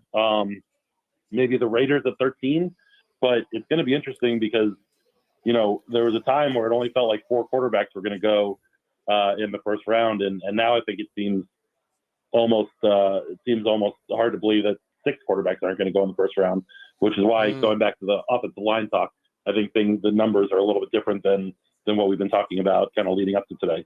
Unless there's no defensive players that go. But I think there'll be a run on corners. There's just typically when you talk about like the high value draft positions, edge is such a valuable place, right, to get in the draft.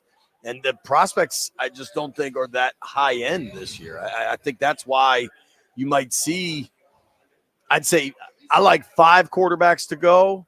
And I mean, if we're counting just linemen, not tackles, but like, I think you get to 10 linemen with some of these interior guys. I think, what am I at now? 15? I think you get another 7 wideouts. It's an interesting draft for sure. I think. And the tight end. Yeah. Well, it's just Bowers going to go first round, right? Right. Just Bowers. But you're right there. You have 43 offensive players in the first round.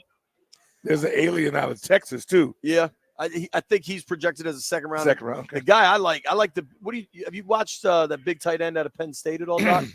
Theo Johnson. Yeah, seen him. I mean, that offense is just kind of tough to watch, but he's got some tools, man. Big man, when are you heading to Ashburn? I have a 3:00 meeting out in DC, and then heading out there afterwards. So I'll be out there pretty early with some time to spare. Might hit up Top Golf and see if I can beat Jaden Daniels' number up there. When will you be leaving to come downtown for that meeting? I might need you to pick up my computer. My computer died. I just got my computer back from AppleCare, and now it's not working again with the exact same freaking issue. The same owner has the computer, so I haven't done anything with it. I got it out of the box last night and put it in my bag. I've done nothing. This is not me. Did you charge it? Yes, and it's plugged in. Doc, have I done anything to violate this computer? You might need to cut it off and cut it back on. I've tried. I hope you're not violating your computer. Don't violate because you get violated. Mitchell, I'll see you in Ashburn, buddy. Thank you. Later, guys. All right, Stud. All right, man. When we come back, we're going to run through a whole bunch of draft odds. We're going to open the phones at 1:00, and apparently we never go away on YouTube. Don't go anywhere.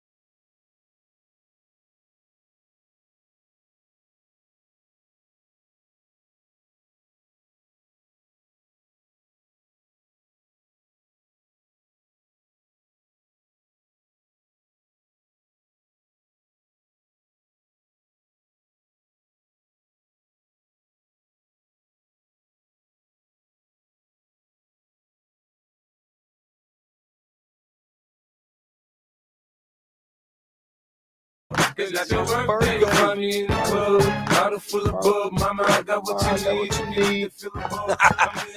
Is that what I sound like when I'm on delay and I'm trying to rap? What B Mitch is doing right now?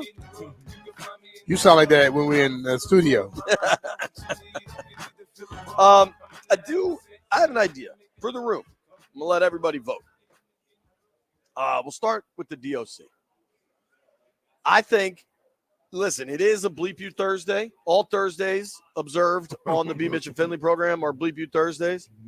And I am very upset with my computer. I'll continue to point that out. But you look good on it, though. I appreciate that, Doc. But I vote that today, instead of Bleep You Thursday, from 1 to 1:30, the phone lines are open, and the people get to make their pick. People can call in and tell us who they take at number 2. Thumbs up. Let's do that. All right, Landini, Jeffrey, we good? Everybody Gucci? And I will maybe read some picks from the YouTube chat, which I can only look at on my phone because, again, my computer's broken right after I got it back from AppleCare. And I try not to. I think that has nothing to do with everybody but yourself. I can't believe you don't have 2 computers. I do it. The other one's at the house, Oh, and I okay. didn't bring it because I was like, oh, I got my good one back. A man like you should have 2 of everything. I got one wife, Doc. Everything but a wife. That's right. We have not yet got to hear from Jeffrey or Landini on who the pick will be tonight. He's a professor for a reason, folks. Jim Andrew Mullins, the 10th. Who you got at number 2, Landfill? I think they're going to go with Jaden Daniels. No zagging? No, at this point, I'm fully convinced. It's Jaden Daniels. Landfill fully convinced. Fully convinced. Professor Landini's very rarely fully convinced What of anything. got you fully convinced? Everybody else seems pretty confident that it's him. So I'm going with it. All right. And Everybody has been confident in a lot of stuff, Landfill, and they were just wrong. You think they could be wrong this time? Possibly. Okay. People have been wrong before. And what about you, young Jeffrey? Yeah, I know I'm an SEC guy. Let's go, Jaden. There you have it.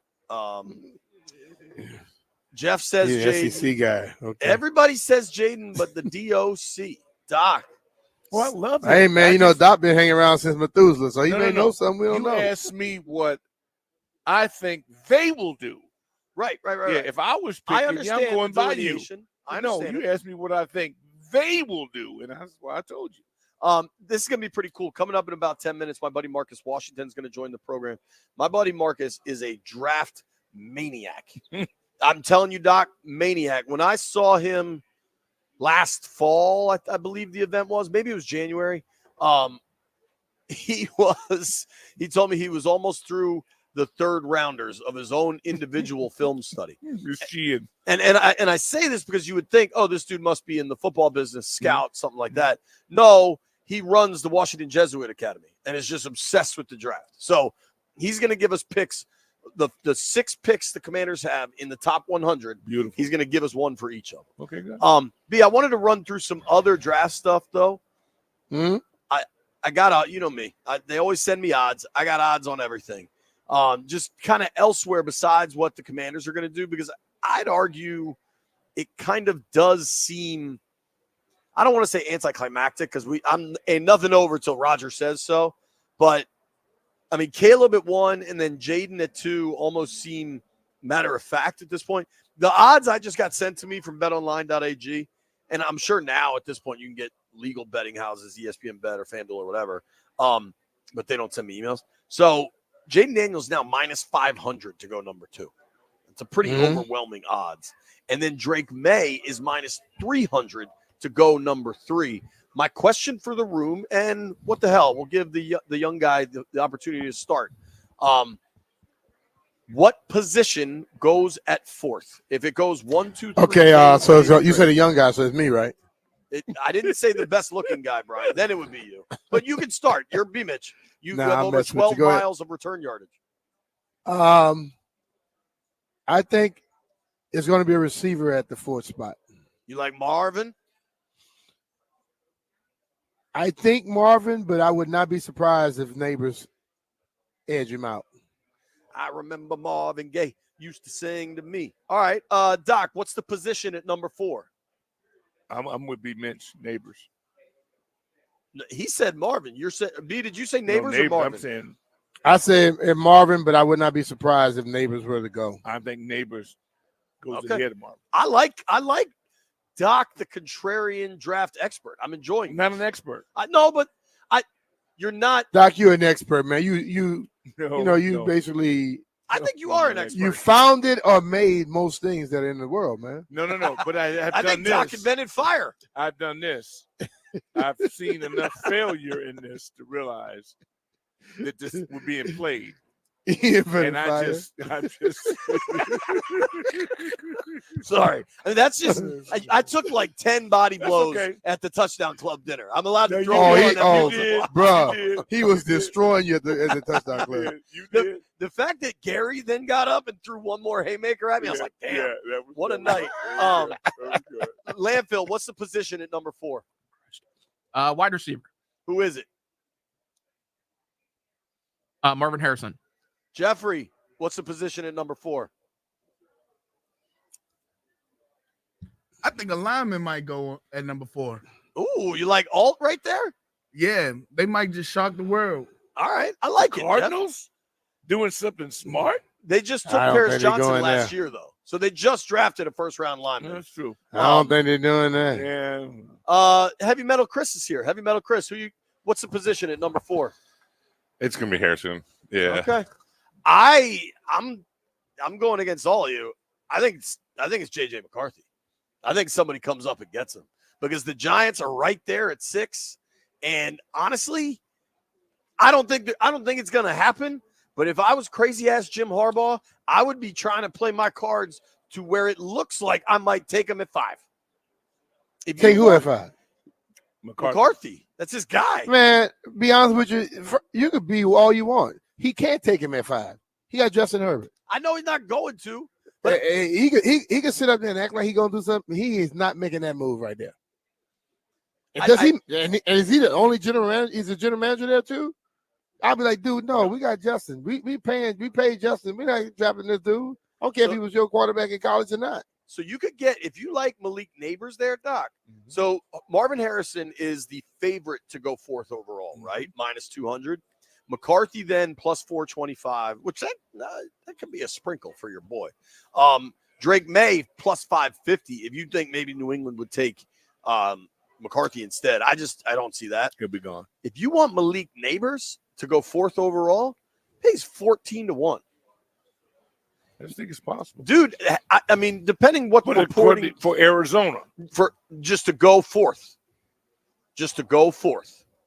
So you're not locked into the Cardinals. Maybe somebody sums up trades for them. I kind see of what you're saying. Yeah, okay. But dude, if the reporting is true that the league is about half and half on Neighbors versus Harrison, and my guess is it's probably more like 7/8 Harrison. But all you need is one team to like Neighbors more. And then you're getting paid 14-1. I don't hate that. Like what's a $20 bet win you at 14-1? 280? Man, there's 3 killer receivers in this draft that really you put them together. If you blindfolded and got either one of the 3, I think you still win with them. And in the end, length and speed. I like Marvin. He does a lot of great things, but these dudes, speed, dude. And these LSU guys, man. LSU is no joke. I'm telling you. Hey, man, something in the water down there, bro. You ain't lying. Ain't lying. At number 5 sits Crazy Jim Harbaugh and the Los Angeles Chargers. This is easy. What do you got? Size. Alt? Yeah, for him, size. Okay. Doc's on the board going size. What about you, B? I see him going to get old lineman because what was he strong at in college? His offensive line and his defense. So I think he's going to make sure that dude who they have there, the model that plays quarterback, they're going to now begin to make quarterback plays a lot. And model, my man's got acne, B. Now, the stretch, it wouldn't blow my mind if he went after the Georgia tight end. He's either going to get size or a tight end. Wow. Now, if you like Brock Bowers to the Chargers at number 5, Doc, you can retire on that. 50-1, dude. You hit that on a $50 bet? Woo. Man, there ain't no retirement in Doc's repertoire, dog. What is that? I hope to find out one day. Landfill, what do you got at number 5? What's the position? Wide receiver. So whoever's there between Harrison and Neighbors? Yeah. Okay. About you, Jeffrey? I had Neighbors as well. I'm with you guys. I think Harbaugh, because they have what's the big fella's name they have? Slater, right? Who dominated Chase in college and in the pros. Yeah. I think they have Rashawn Slater, right? Yeah. Yeah. I think they go wide out there because they just lost two people. They lost Keenan Allen and Mike Williams, right? Yeah. Yeah. Dude, if you look at their actual roster right now, this is Chargers.com. You know how many people are listed at wide receiver on a 90-man roster, I would add? 3. 2. 3. Thank you. 3 out of 90. 3, yeah. I think they go wide out. And I think Harbaugh sprints to the podium. Whoever doesn't go between Neighbors and Harrison will be gone at number 5. Don't forget he values a tight end like a wide receiver. Sure. Because the receiving tight end to him, he's different. So I wouldn't sleep on that. Yeah. I think 4 and 5 are where it's going to start to get real interesting. Mm-hmm. I think both of those picks would probably be available to the Raiders or the Vikings if they're actually looking to move up. I'm just curious if the Raiders or the Vikings are really looking to move up if 1, 2, 3 goes Caleb, Daniels, May. Like, is anybody really moving up for JJ, or do you wait and see if you get him? They're going to wait and see. Yeah, I'm with B on that. Although, that's what's going to make tonight interesting if you believe he's ready-made, for your offense. And he's going to a guy who I think we trust offensively. It's all the analytic thing, man. You get a guy who you don't have to teach. The one thing we're talking about, the huddle. Not everybody gets in huddles now. If you got a guy that got that kind of ahead of him, maybe a match in Minnesota. They got a beast at receiver. Yeah. They got good at tight end. They're kind of ready to win. Right. They got to do something. Yeah, they're ready to win. Here's what we're going to do. We're ready to give away some tickets. Caller number 10 right now. You get 2 tickets to Deep Purple One More Time Tour, Saturday, September 7th at Jiffy Lube Live. Tickets are on sale now. For tickets and more event information, visit thefandc.com/events. Tickets courtesy of Live Nation. Caller 10-800-636-1067. You win Deep Purple tickets. Phone lines open 1 o'clock.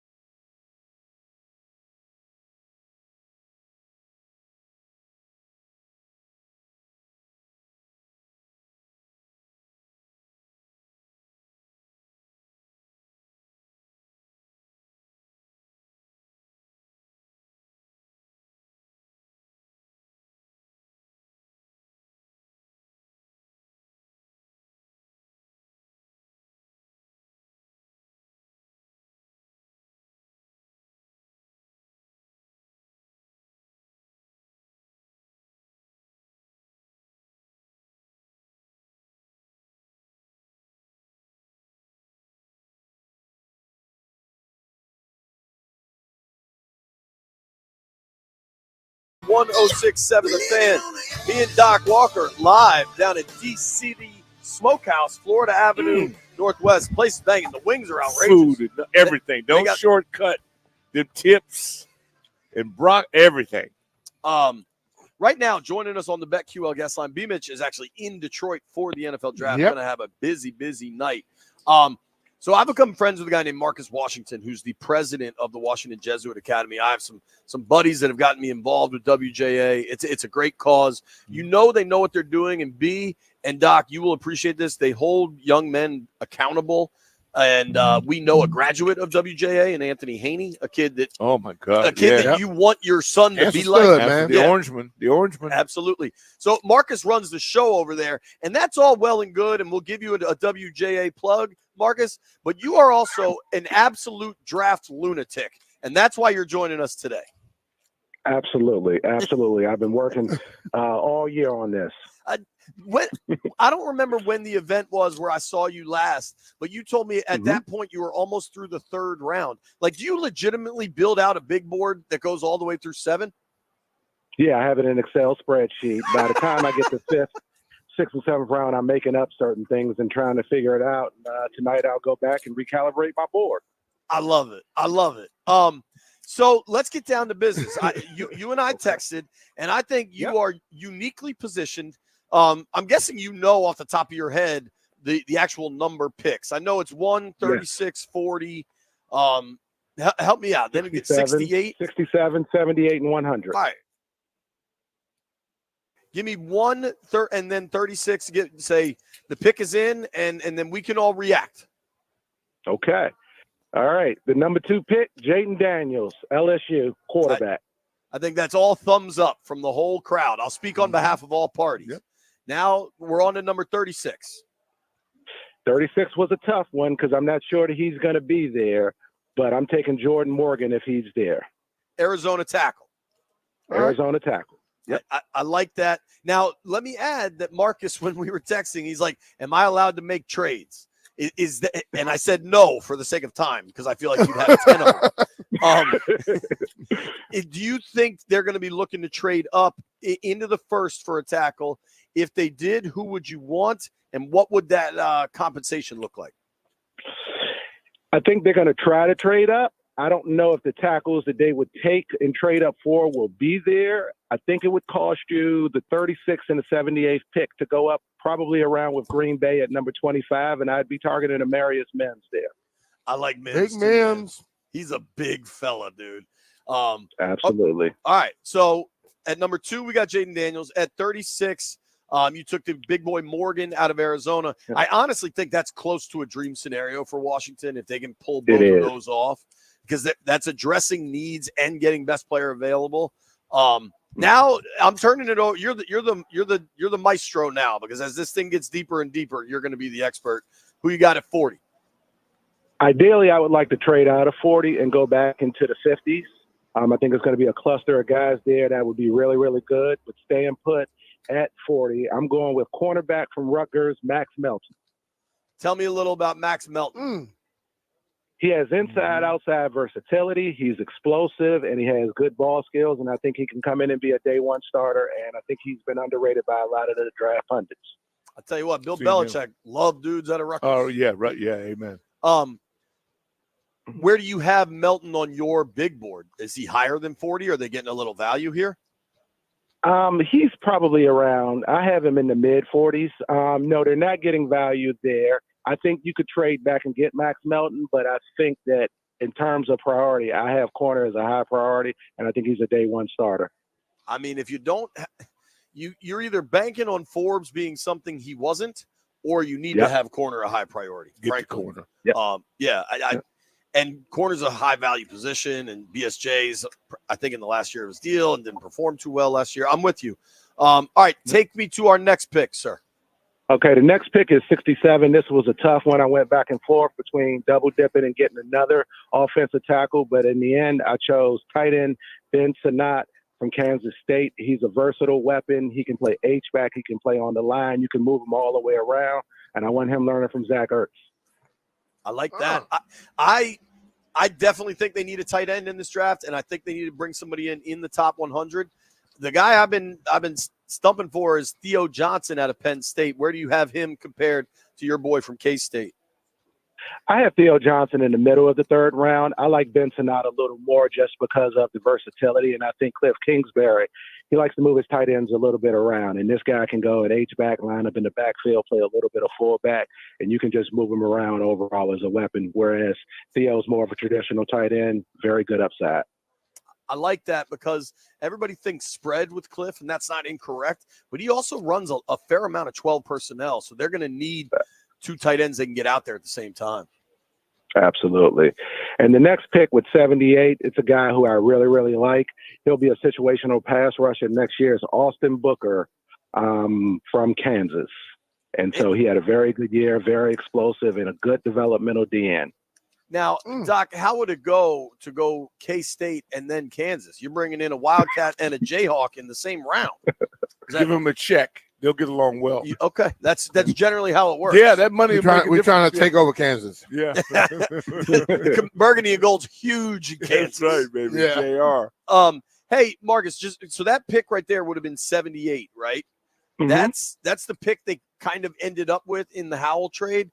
Do you think they got good draft pick value in that Howell trade? Oh, I thought it was excellent in terms of good value. I thought it was too good to be able to pass up, to be able to go from a fourth, to be able to go up into the 100s and then get to 78. There's a cliff in the third round where a lot of the talent falls off. I remember watching it last year, but the cliff usually doesn't fall off by 78. Gotcha. All right, last pick for you, sir. Number 100. And let me be crystal clear, if anyone in Ashburn is listening, all parties, Brian in Detroit, Doc, the good people here at D-City Smokehouse, we would all love if they trade away this number 100 pick so we don't have to stick around all the way till the absolute end of Friday night for this pick. Just if anybody is listening about that. But who you got? I don't mind, Jay. I'm not going to be there anyway. Who you got at 100, man?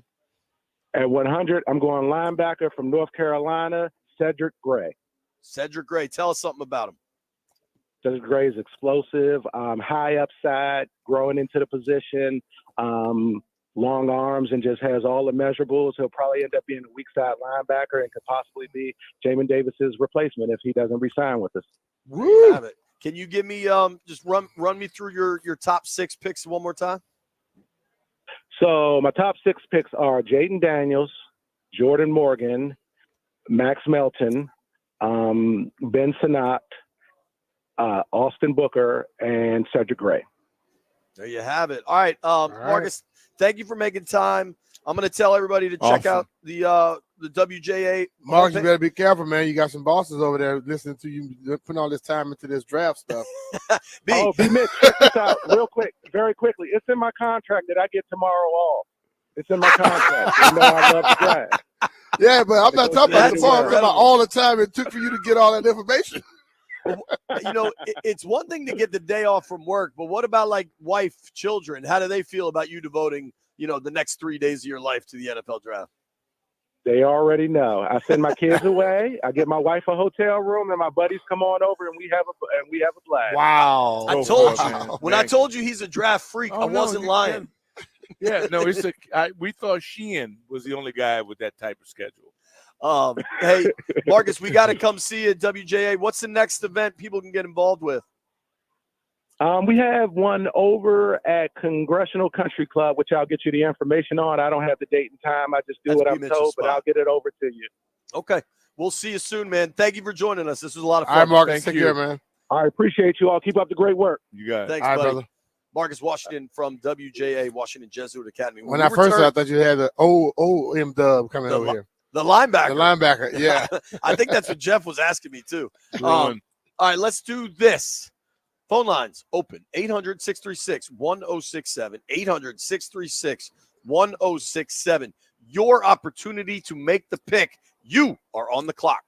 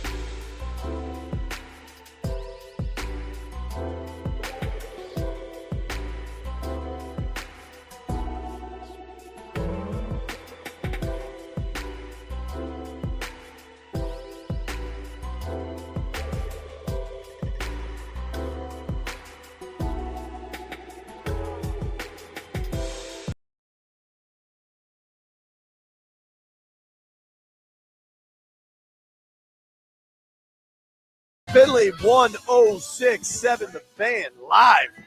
D City Smokehouse. Yo, this place is awesome, but watch where you're parking. Dude, these tow trucks rolled in hot and are just pulling trucks. Well, I'm gonna make sure I go over there when it's a non-sweep day. Yeah, dude. I think we come over here on a Tuesday or a Yeah, Friday. Tuesday, yeah, because it's like Man, SWAT. you know that's what DC does. DC make their money like that, man. That's Find what the Doc days to just tow you. said. I told you, That's what Doc just said. It's a cash cow.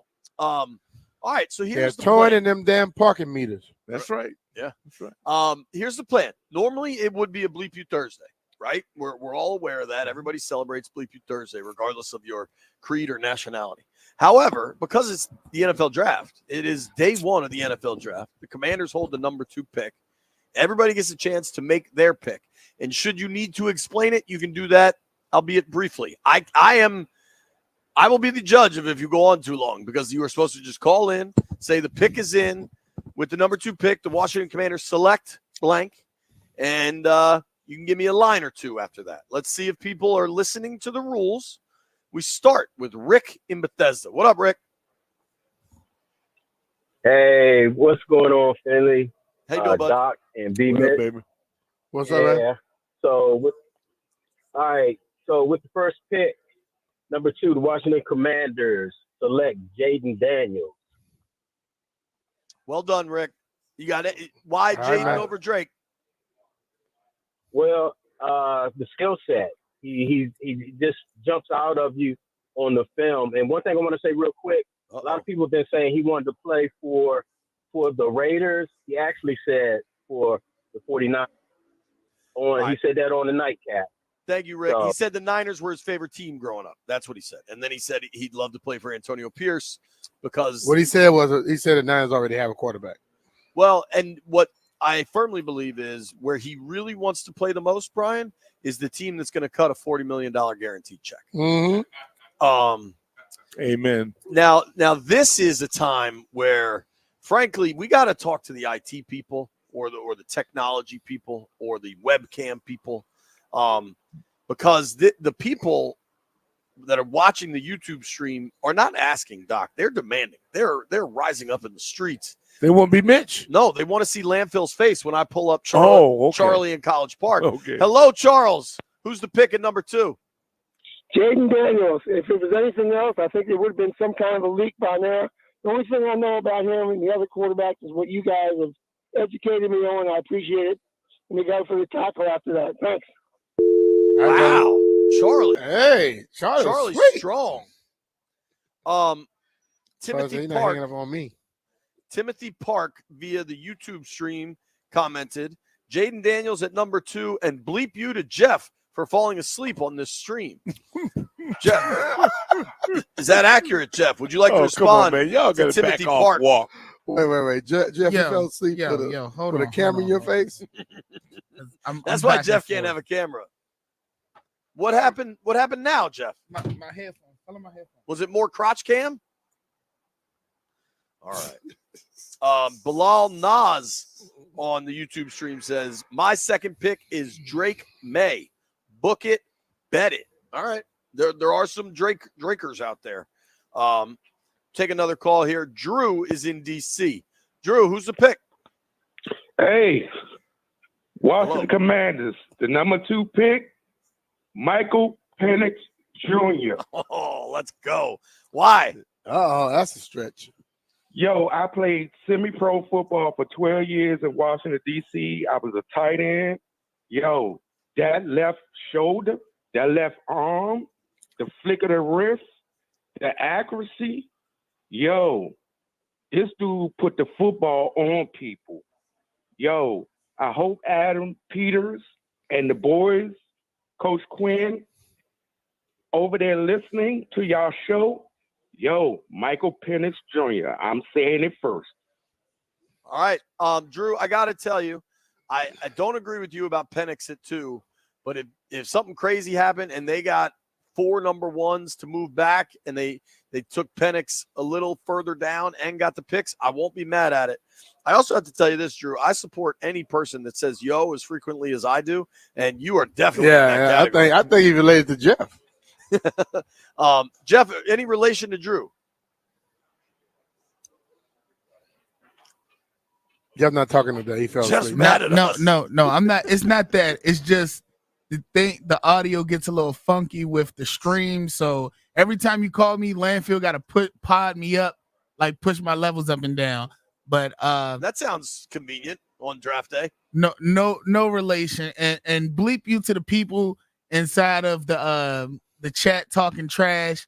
Look, let me come to your job and see if you do everything. It's not even that I'm doing my job incorrect. It's just, this is something new. It's something we're working with. But yo, I want to see how you do at your job. They go to yo. They go to yo. I want to see how you do at your job. Here's what I want to. I want the world to know that in the live chat on the YouTube stream, Jeff is clearly responding as 106.7 The Fan, because somebody just wrote, "Nobody fell asleep. Bleep you for thinking you know how to do my job correctly." LOL. All right, let's keep the phone lines going. Owen is in Poolsville. Phones are open, 800-636-1067. You get to make the pick.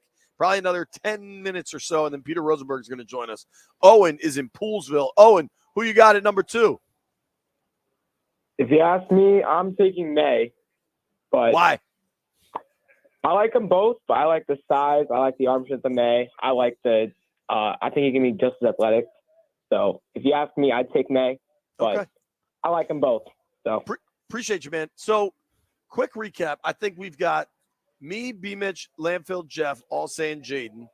Doc says Drake. Heavy Metal says Jaden. Most of the callers have said Jaden. But we have gotten now a Drake May and a Michael Penix vote. Yep. You think there's any chance Penix goes number 2? No. No. I think, first of all, first round, yeah. Now top 15, yeah. I just think if you look at this guy, I think he's going to play quite a long time in this league, health related, and it's not a stretch. Twice, 2, no, I don't think that's going to happen. B, you think there's any chance Penix goes 2? No. I agree. I just think without the injuries, then I think you would have a different whole. The draft would be different. Yeah. But you know what's funny in kind of the sliding doors butterfly effect of the universe? Like without the injuries, Penix might never end up at Washington and playing with those wideouts. And that coach, who is a stud, that got a job at Alabama. You know what I mean? Like you never. Yeah, he raised hell low. Well, with this day and age, we don't tell them where they can end up because dudes could be at 5 schools in 5 different years. Yeah. That is it's happening in basketball, too. How about the young lady that just left LSU that was now visiting TCU? She's been in 3 or 4 schools already. Well, Doc, I'm curious. Brian and I talked about this yesterday, I believe. People are making something out of the ages for Penix, Nix, and even Jaden Daniels. Mm-hmm. In the era of NIL and transfer portal, don't you think more and more of these guys are going to stay in longer and longer? Yeah, the money you're getting paid now, but that's why May, if you look at that guy being 21 and walking through the door and filling up the whole entire door, it's going to get the eyeball test thing going, and people are going to try to measure that. And some people it's going to work for, others it's not. This guy is now playing up until they're 40. So why would I care if a guy's 26? Right. I'm seeing people play longer now. Like Kirk is about to come back from an Achilles tear right at 36. Look at nobody's Aaron. even blinking it. How old is Aaron?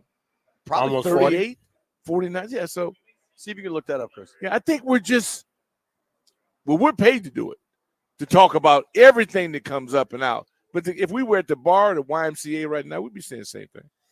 TJRDQ on the YouTube stream says, who needs a QB when you can draft Joe Alt? Aaron Rodgers is 40, and he'll turn 41 in December. Yeah, and zipping it. Mm-hmm. Yeah. I think we got – Man, that's just those people that's talking about the age of the person. They're repeating something they heard somebody say on TV. Bingo. Don't no regular person come out here and talk about nobody's age. Let's be real. Well, I also they think heard somebody on TV said, now they think it's facts. Well, I also think it's like if one guy was 24 and one guy was 30, okay. But especially, I mean, Daniels he's 23. And so was Burrow when he was. Yeah.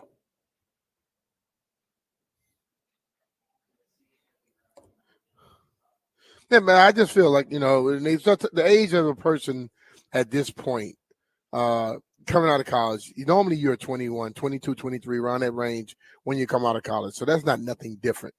So all those guys are going to be somewhere around that range, and it shouldn't make that big of a difference. I don't know what year this started to happen where people are so overly concerned about someone's age being a little older than 21. Not every person is coming out of college at 20. That's more of the anomaly than it is anything else. Most guys are coming out at 21, 22, some 23, depending on when you were born. It could just mean that you started school that extra year late. The month that you were born in. It doesn't make a difference about coming in or not. I mean, Winky was 28. Yeah, and he was still drafted. You know what I mean? The only he thing was still drafted. I am by and large with you, B, but the only thing it does mean is that some of these guys are able to come out early, right? Like that, like when you're 21 coming out, both Caleb and Drake is because they're coming out early as redshirt sophomores or juniors, whatever it is. I do want to let Caleb played how many years? In I think 3 years in college, right? 3 years, yeah. And he's 21. And I think Drake redshirted 1 year and played 2. I could be wrong on So, that, but something like that. They're 21, but 20. If like I'm saying, if they were, you're talking about 5 to 8 years older. Yes, 2 years. Hell no. Who cares? Let's let these folks on the phone lines. Rudy is in Gaithersburg, I believe. Rudy, who's the pick? Bum bum bum bum bum bum. All right, my bad. But I liked that. With the second pick of the NFL draft, the Washington Commanders select Jaden Daniels from LSU. Let's go! There you have it. All right, Rudy. Well done right there, buddy. Now, it's authentic. On the chat, we've had some of this. We have folks that are saying J.J. McCarthy, but nobody has said it on the phone lines yet. Let's see if that changes. Ed is in Lorton. Ed, who's the pick? Ed, you there? I'm not Ed. Well, hold on. Who are Who's you? who's Tell on us the line? who you Commander are and Tequila? tell us. All right. Listen, Commander Tequila, I respect your authority, sir. The call sheet said Ed and Lorton, so don't blame me. Who is the pick? I was just realized. Okay, who's the pick, Commander Tequila? Oh, the number one pick for the Washington Commanders. Number 2, Commander Tequila. And this year. Love you guys. Thanks, brother.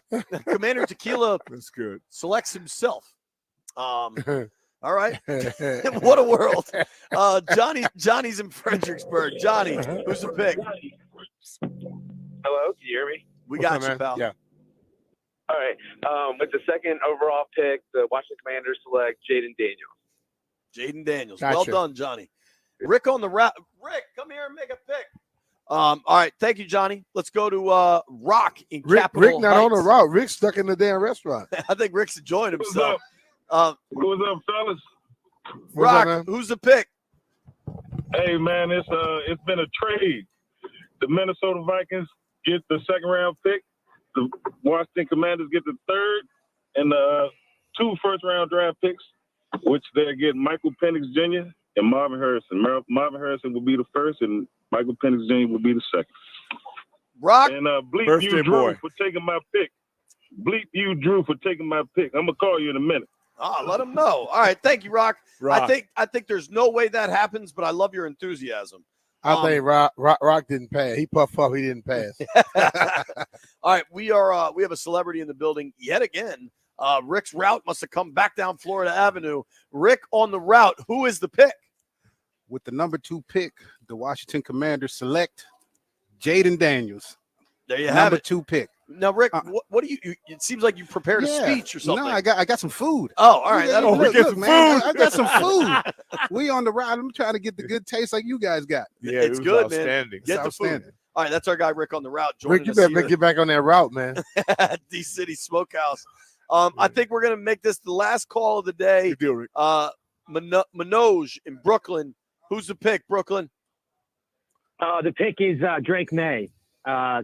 He has plenty of mobility, enough mobility, stands tall in the pocket, can read the defense. Just had a bad team in North Carolina. With good coaching, he'll be back to his prior season. Jaden Daniels, I'm scared he can't read defenses and throw over the middle and stay in the pocket. I don't agree with you, but I appreciate it. I could see the pick being May. That's not the part I disagree with. I think Jaden can definitely read defenses. We have had a couple of friends of the program weigh in. Mike Beasley says he likes May, but the pick is 100% Jaden Daniels. Ahmed says the pick is Drake May. That's why we're all going to tune in. Ahmed. Where is Ahmed? Why wouldn't he be here? Why wouldn't? Yeah, that's my point. Unless he's in Detroit. No, he knows B Mitch is in Detroit. He told me he was coming there on Thursday, but he decided if I wasn't there, he wasn't coming. Nah, I'm joking. Messed up. That's kind of messed up. You knew me first, Ahmed. Nah, you knew me first. Ahmed could have came down there, man, and had some food with y'all. See, I don't know. He missed out today. He did. Food was banging. You ain't lying. And I believe in Ashburn tonight they'll be serving paisanos. I got a text that said their pick is me. Who's that from? I got a text that said their pick is me. Right, but who texted you that? Somebody. I just said it. Chef. It was a dude named Brian Mitchell. Chef Cooks just sent us a $2 chat on YouTube. He said, "Sounds like Commander Tequila is drunk." So we got that going for us too. Surprise. Nah, hey, I met him in person. Nope, that's not it. It's just how he sounds. All right, when he's just like you, JP. That's definitely what people think look about at me you too. and think you are. When we come back, Peter Rosenberg joins the program. We'll get his pick. Nobody go anywhere.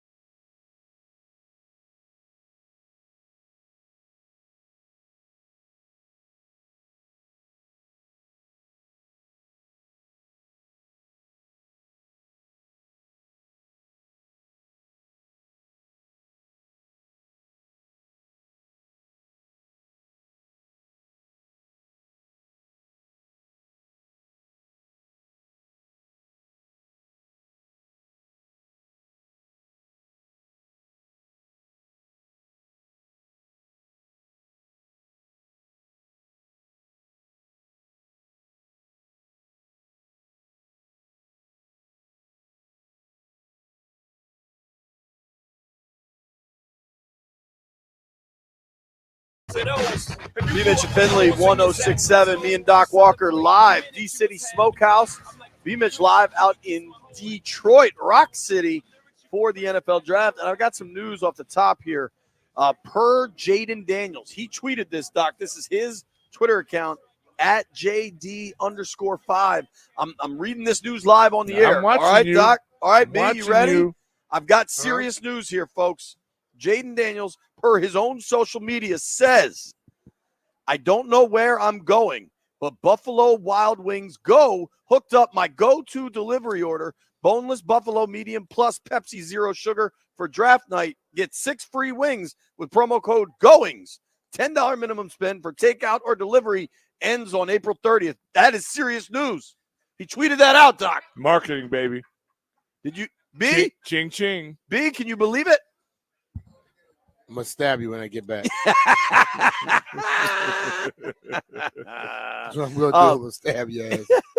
Peter Rosenberg joins us now. Peter, what's up, man? You ready for this draft? I'm ready for it to be over because the report that you just gave is about the equivalent of every report that I've heard throughout this week. You're not fired up that Jaden Daniels' marketing team has hooked up a Buffalo Wild Wings collab? No. Well, No, I should tweet him. I've been getting Buffalo Wild Wings all day. I'm as fired up as about every other report I've gotten. I'm convinced that the draft week is the week for sports media to prove that it is absolutely worthless. I mean, no information I feel like is particularly worthwhile that we've got. Tell me the big thing we've learned in the last 2 weeks of nonstop coverage that is really valuable. Well, where were you for Emoji Gate, Peter? Clearly that moved heaven and earth. So yeah, I'm ready. I'm ready for it to be over. I look forward to that pick at 2, and then I will be flipping back to the NBA to see what the Knicks and the Sixers do. But I am looking forward to seeing, what this regime is going to do at quarterback, because I don't know if there's a team with a bigger draft night, frankly, than the Commanders. I'm with you, man. Remember, in the void of real information, nonsense becomes currency. With the number 2 pick, it's finally That's why you here. keep giving us this nonsense, huh? Listen, I'm just trying to help the people get some free wings, B. But it's finally draft day. Rosenberg, who's your pick? It's like one of those things when you're negotiating. It's like little kids negotiating. You kind of want what everybody else wants. That's the way it ends up feeling, right? Like, I don't have one thing that I know I want because I can't tell you who I think is going to be the most successful quarterback. So I think in over the last 6 weeks, I've been leaning Jaden Daniels. Then you start to see the kind of interest around Drake May, and you're like, wait a second, should it be Drake May? But when it's all said and done, to me, it's been feeling like Daniels. That's sort of been the way that the tea leaves have been read for me, is that Jaden Daniels is the next quarterback of the Washington Commanders.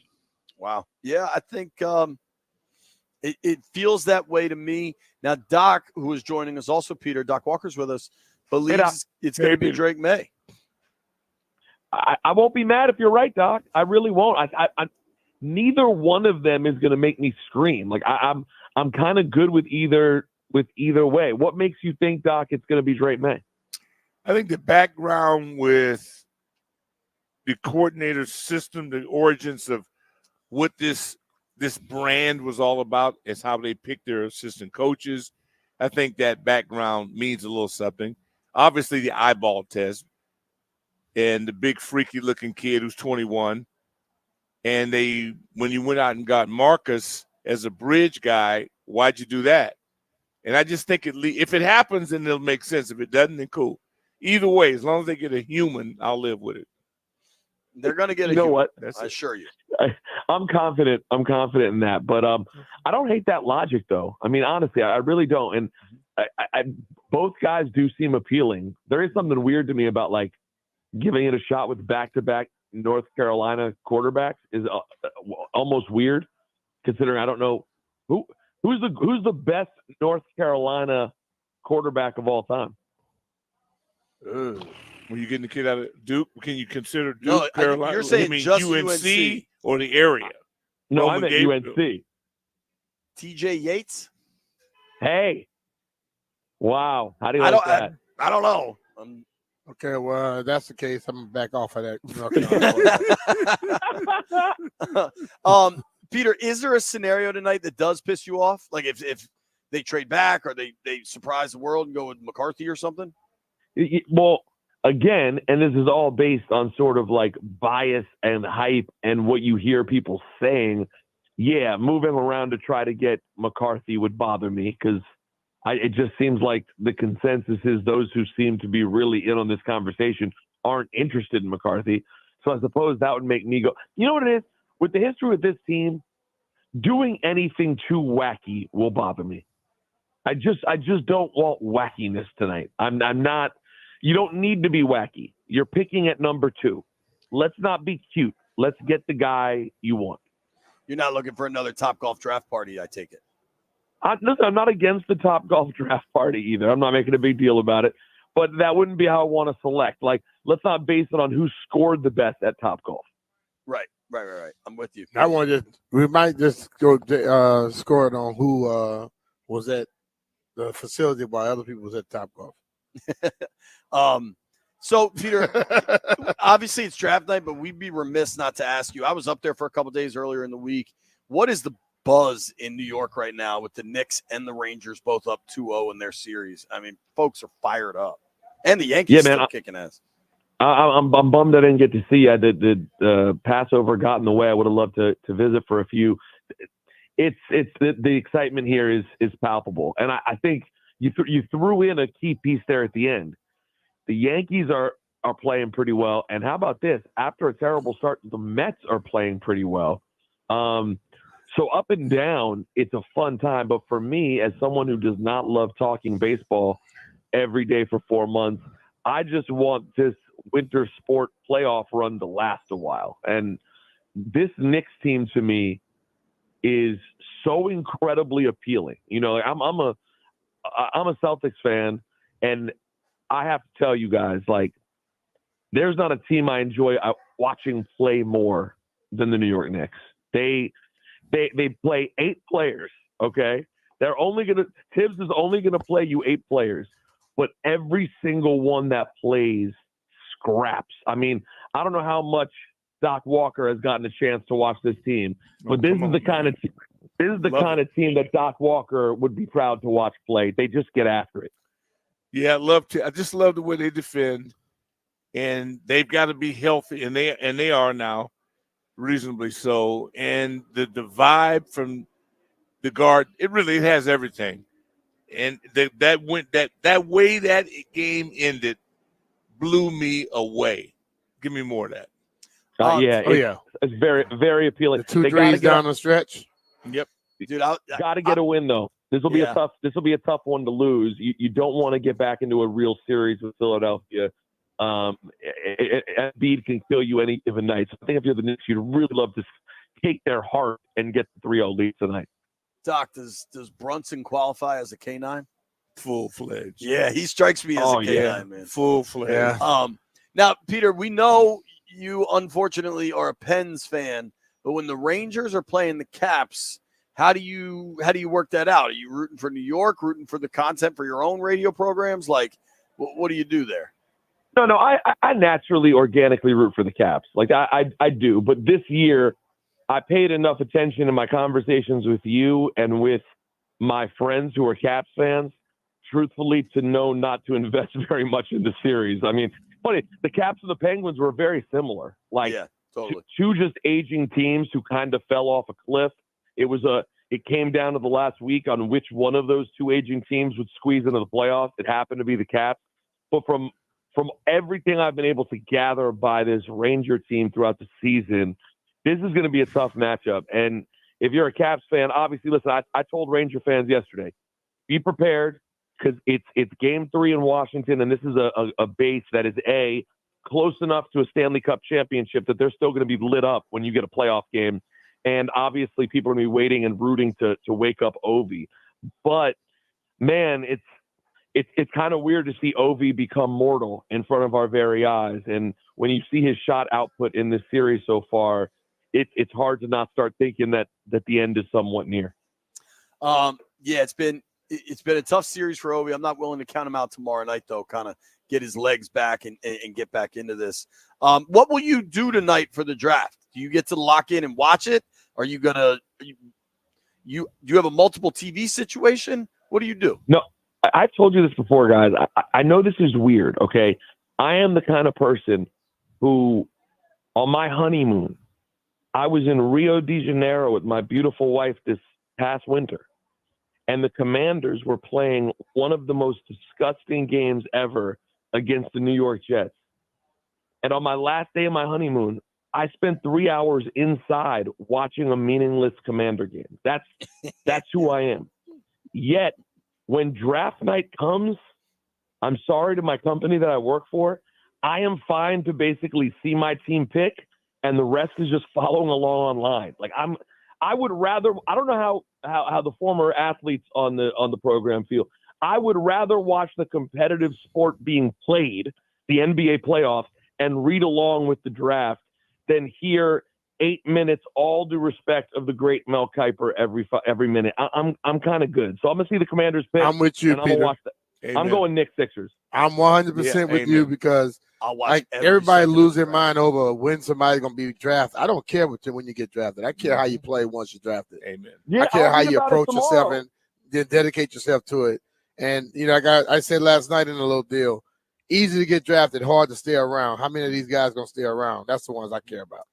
I'll watch Exactly. every second of the draft. Well, you're a journalist. Something. Yeah. Peter, thank you as always, brother. Always Thanks, good to Peter. talk to you. Hey guys, next week let's talk about a new quarterback. It's gonna be fun, There you man. go, brother. It's coming. That is our guy, Peter Rosenberg. Give him a follow at Rosenberg Radio. Here's what we got to do. We got to make some bets. I think we've all officially made our pick. Maybe we'll make one more round of official picks. I'll come up with something.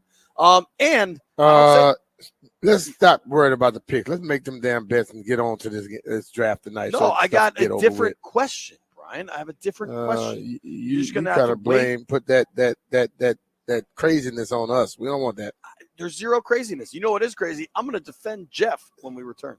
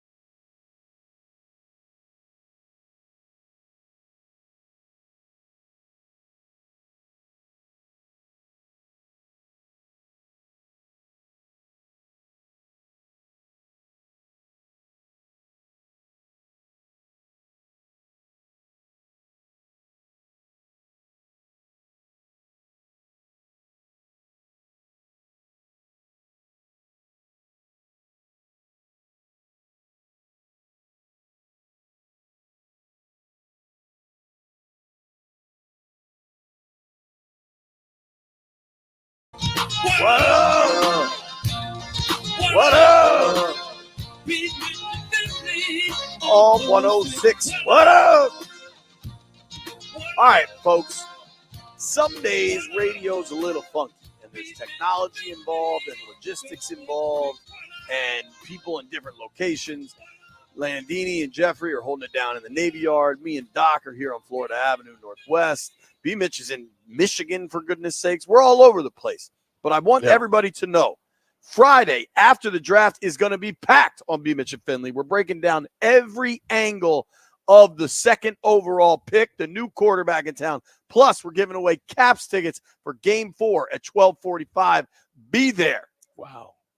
That was B something. Square. Wow. B, I just recorded tomorrow's promo right now because that's the only way to record it. That's what I just did. Now, I need to defend Jeffrey for a moment. Jeffrey, I don't know if you're available because apparently everything is complicated. Nah, I'm But- here. Okay, my man. So, listen, I give Jeff a super hard time about a million things. It's kind of my role. We are J-Dogs forever, though. And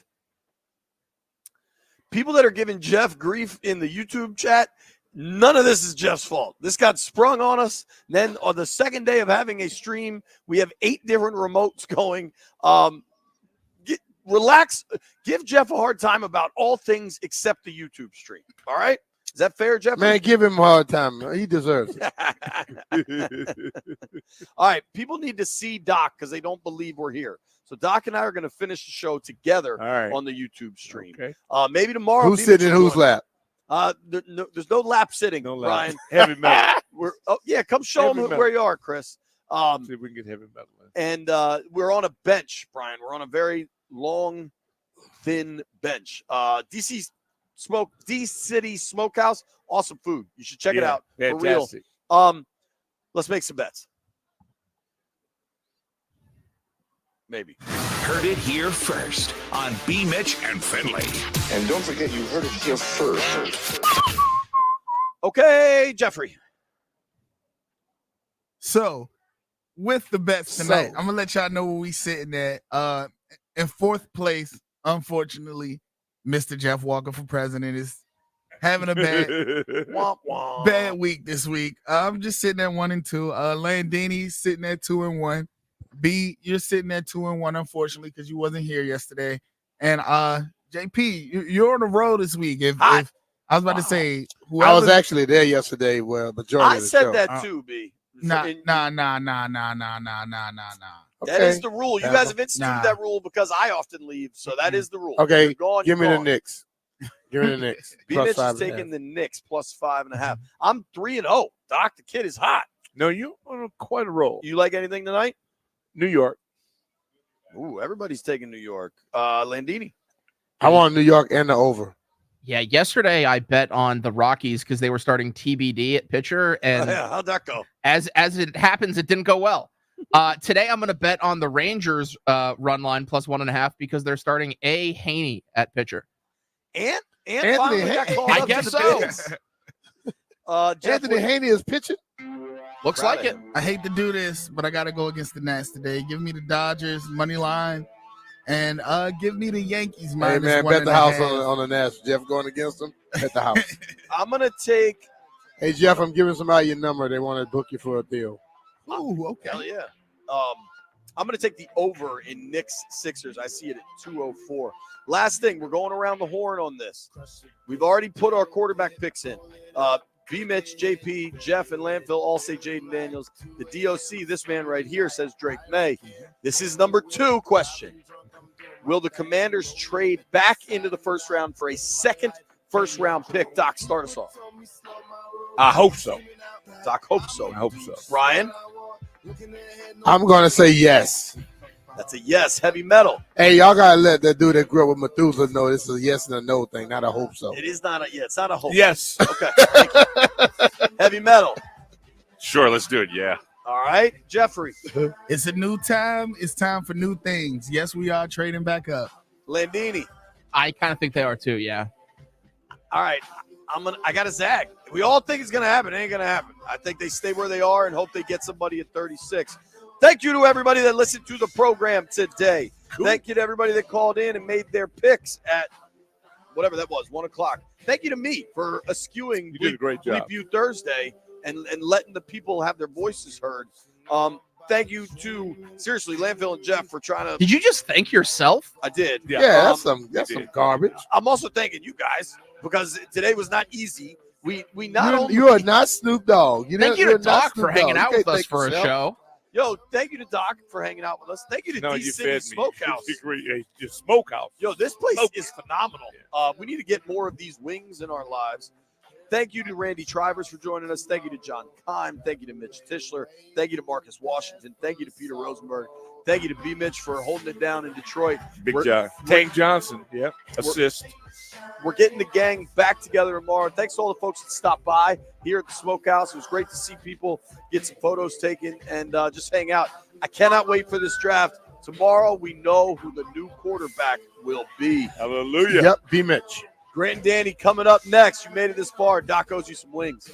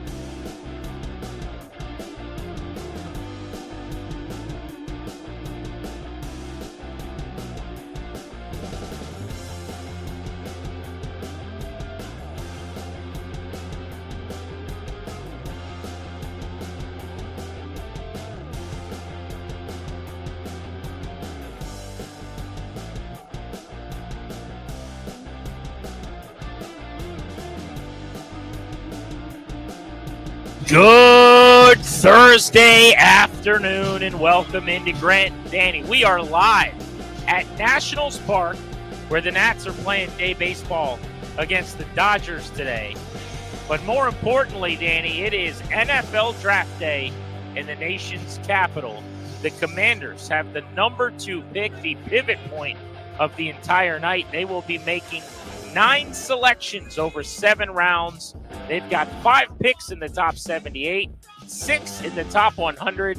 Adam Peters and company with a legitimate chance to shape their future very positively tonight. I don't know, man. Don't you want to wait longer? You want to just push this back another few weeks so we get more little tiny stories about how somebody didn't like a certain meeting, or they picked who up in a car, but another guy to take an Uber, or what questions got asked? Don't you want to wait some more? Let's wait more. It was funny. I was on the Junkies like you were today. This morning, they were doing their mock draft, which I look forward to every single year. They get a bunch of people from the staff to make the picks. It's so fun. You're on for a minute, you get a couple things off, you make your selection, you go about your day. Yeah, it's a nice way to work your way through the first round. Good content. But in listening to the first round when I wasn't on, what was really funny was Bishop at the start of their show said, the draft jumped up on us, man. I can't believe how it got here already. And I was going, wait, what? This feels like it has dragged. I feel like the last 6 weeks have been a year talking about this draft. But today is the day. Live from Detroit, Michigan this evening, the NFL descends upon a new draft site. Caleb Williams, a DMV product and native, will go 1-1 to the Bears to get the whole thing started. And then Washington's got the gigantic decision to make at number 2. Feels a little anticlimactic, but it's weird to say that because, yes, the expectation is Jaden Daniels. It's obvious if you look at the betting markets that everybody thinks it's going to be him. That's right.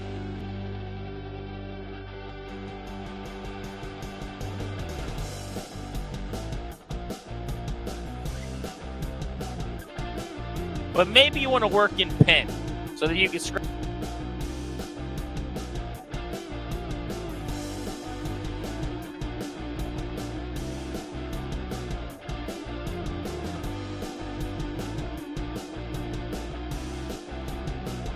Staggering sort of new age NFL runner and passer, guy that can has his rocket ships kind of taken off over the last couple of years, maybe a slightly late bloomer, but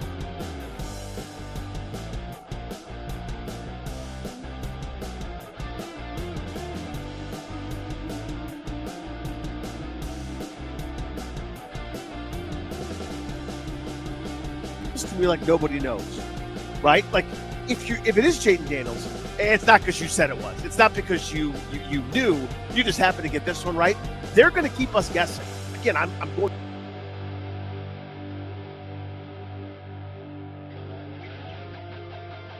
Was going to do it. They are not concerned with the way everyone else is doing it. They didn't sense the urgency. They didn't have the rush. While 7 other teams made hires, Washington was still going to interview the next guy, still going to adopt their with somebody that frankly something very similar playing out tonight. I mean, the coaching search was revealing in the sense that they're out of the box and they march to the beat of their own drum, as you point out. But I don't think it's relevant to the draft process in terms of the surprise from where it started and where it ended, because you weren't keeping a secret for months. People have not been trying to figure out for 6 or 7 weeks if you're going to hire Dan Quinn or not. That whole process played out over, 9, 10, 11 days tops from when the list came out, they started the interviews, to when Dan Quinn was announced as their next head coach. This is different, man. This is months of everybody reading every tea leaf, or sometimes reading things that aren't tea leaves as if they were. I would just say that while the chances of Drake May today, the chances of going the direction of even J.J. McCarthy are probably non-zero, there's absolutely a possibility Washington's not calling Jaden Daniels' name. It feels like we've gotten to a point where if they don't take Daniels, it's going to be an all-time draft stunner. If you look at actual betting markets, yeah, I mean, people keep comping it A guy hit me up on X today and said, really? You think it's that big of a deal? Just a couple years ago, nobody saw Trey Lance coming over, everyone's anticipated number 3 pick, which was Mac Jones. But if you go back and look at the odds market, it was not what it is right now, where Jaden Daniels in some places is like minus 1,000 to go number 2. And I'm not sitting here saying that matters as gospel, because frankly, books lose a lot on the draft. This is a bath that some of them will take because they don't know any more than us. There's a little bit of a crapshoot element to it, even with the sports books, but it ain't nothing. So we are steamrolling toward, if they pull this off and nobody saw it coming and they go Drake May, it's one of the better kept secrets in recent draft history. Well, that part I buy, the best kept secret part, because it is, right? Even if it is Jaden Daniels, the whole thing's been a secret. All the noises come from outside, whether it's Daniels' agent humming and liking tweets or not liking tweets, whatever the hell it was. Daniels, endlessly having to comment about where he would like to play and if he's cool with Washington. No, are you sure you're cool with Washington? No, but really, are you cool with Washington? But how cool with Washington are you? Would it be fine? How cool on 1 to 10? It's been exhausting in that regard. So if it's truly Washington going in that direction, it still falls into great kept secret for me. I guess that's kind of my salient point is this new operation, this group here, led by Peters and Newmark and company, this is how they're going to do business. It seems, right? As we proceed through this draft, I think we're going to get a lot of data points with what they're looking for, how, why, some of their motivations, we're going to see the puzzle pieces. You saw step number 1, coaching search. Step number 2 was free agency, figuring out how they want to build the roster and kind of their plans for the short term. They telegraphed it. You can't hide when you sign 20 players what you thought of the previous group. We're going to learn as we go with them. And I think we'll be able to better predict kind of as time goes on as they start to do this hopefully a few times and with more hits than misses. But answer me this, is there a single person right now predicting that they're going to take Drake May, who is a renowned insider, media person, analyst? I have not seen one person in the last 24 hours, and if you guys see something, send it my way, Akron H. Paulson, who is sticking to their guns and saying Drake May. You've got a couple of people who aren't talking to anyone, who are just doing an opposite bit, where they go, yeah, nobody's saying anything, so the lack of smoke means it's Drake May. They're going to shock everybody. Okay, fine. You can take the plus 600 option and try to revel in the win, but it is a single person that gets paid to talk to teams suggesting they're going to take Drake May. I haven't seen it. So that's a fair counter. I mean, because the mocks I was going to point to, like I think PFF's latest mock still had Drake May going number 2. I could be wrong about that, but they may have updated to 17.0 this morning and I missed it. But as of last night when I was looking at it, that's where they were. But again, it could be. But you're right. In terms of the plugged in folks, I don't know. I couldn't answer the top of my head if anybody is. It's just been hard to find anybody rolling with Drake May these last couple of days. As you said, PFF, the site 3 days ago, did have May. There's no name attached to that. Right. It's like, what's his name? Mr. PFF. I almost wonder, though, if they do that from the standpoint of their own grading and like what should happen, or if that's a prediction based on it not being anyone from their staff. That's a great question, because there's a number of trades there. For example, Denver moves up to 3. They take Jaden Daniels. New England's bouncing around the board with a couple different selections. So, who knows who's in charge of that? As you said, nobody's name's on it. But you're right. Most of the people that do this for a gig are saying that it's Daniels. Today, to me, as we get closer to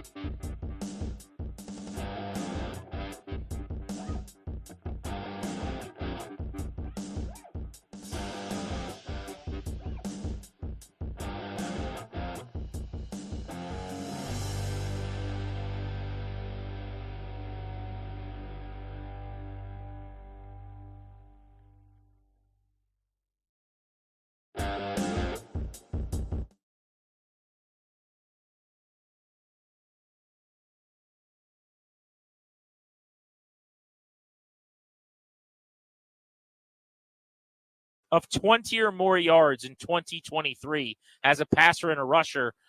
One of the highest ceiling athletes in this organization's history and the most exciting talent added to the team in terms of ceiling since Robert Griffin. So I was chatting with my uncle this morning, actually. I don't really get to talk to all that much. He's out west. He was just checking in, asking me a few different questions, and we were talking about the draft tonight, of course. And he's like, who do you want? And I actually paused and was trying to explain this to him. We spend, and whether you want to blame us or the industry at large or, sports media or the NFL because they're a 365 league, the point you just made really resonated with me because I think you're right. We've spent so much time on why not. We've spent so much time on the flaws, on the wrinkles as to, I prefer this guy over this guy because guy number one doesn't do this well. We were talking about prolific top of the draft board, incredible prospects. And all we've done since the season ended, and really for Washington, when we knew we were going to be terrible, probably late October, has been, picking these guys apart and prodding and figuring out why this might not work or why that might not work, et cetera. You're right in the sense that all we've been doing is kind of looking for the wrinkles, the flaws. Once the selection happens, it's back to excitement again. It's the whole reason we're here, right? It's the whole reason the draft is set up the way that it is. It's supposed to be for transformational type players that come in and hopefully, knock on wood, do what C.J. Stroud did in Houston. Well, at its core, right? I mean, you're adding a massive upside, high potential player, which is the beauty of dealing with the end of last season and all of the losses and, the gut wrenching final year of the Rivera era was if you get a high enough pick, you could potentially bring in the guy that changes the complexion of the entire organization. And luckily for Washington, as we sit here today, they were bad enough to get up the board high enough that they're debating between Jaden Daniels, who won the Heisman Trophy, and Drake May, who's 21 and has a chance to be a star. And if they want to go McCarthy and stun everybody, he probably could have done that a few picks down the board, but he very well could go 3 or 4. I mean, think about the New York Giants, just as an example. Mm-hmm. Last year, people were frustrated, as we talked about, the best case scenario for the team. Compete, play hard, lose. The Giants, behind Danny DeVito's nephew, beat a couple of horrendous teams that are ahead of them in the draft order. Teams like New England and Washington, right? Chicago. And because of that, they're picking 6. And now there's talk that they might want to trade up, giving up boatloads of selections to go get the number 3 pick to try to get Drake May. Or that they might stay at 6 wanting J.J. McCarthy, but someone might pounce like Minnesota and go up ahead of them. And then you're left kind of holding the bag with no quarterback of the future. Tonight is the payoff to the pain of the last couple of years, in my opinion. It's why you trade away Montez Sweat. It's why you move on from Chase Young, right? It's not sexy at the time where you're a worse team down the stretch for it. But I was thinking about this. Do you think it's going to be as active as we presume it to be? Or are people just going to get cold feet and maybe, kind of not go as hard in terms of the trades? Because I feel like I think there's going to be 2 trades in the top half of the first round. In fact, I did a top 16 mock for the FanDC.com. I tweeted it out at Grant H. Paulson if you want to go check it out, my predictions for the top 16 picks. I had 2 trades. I had the Vikings going up to 4 with Arizona to take a quarterback.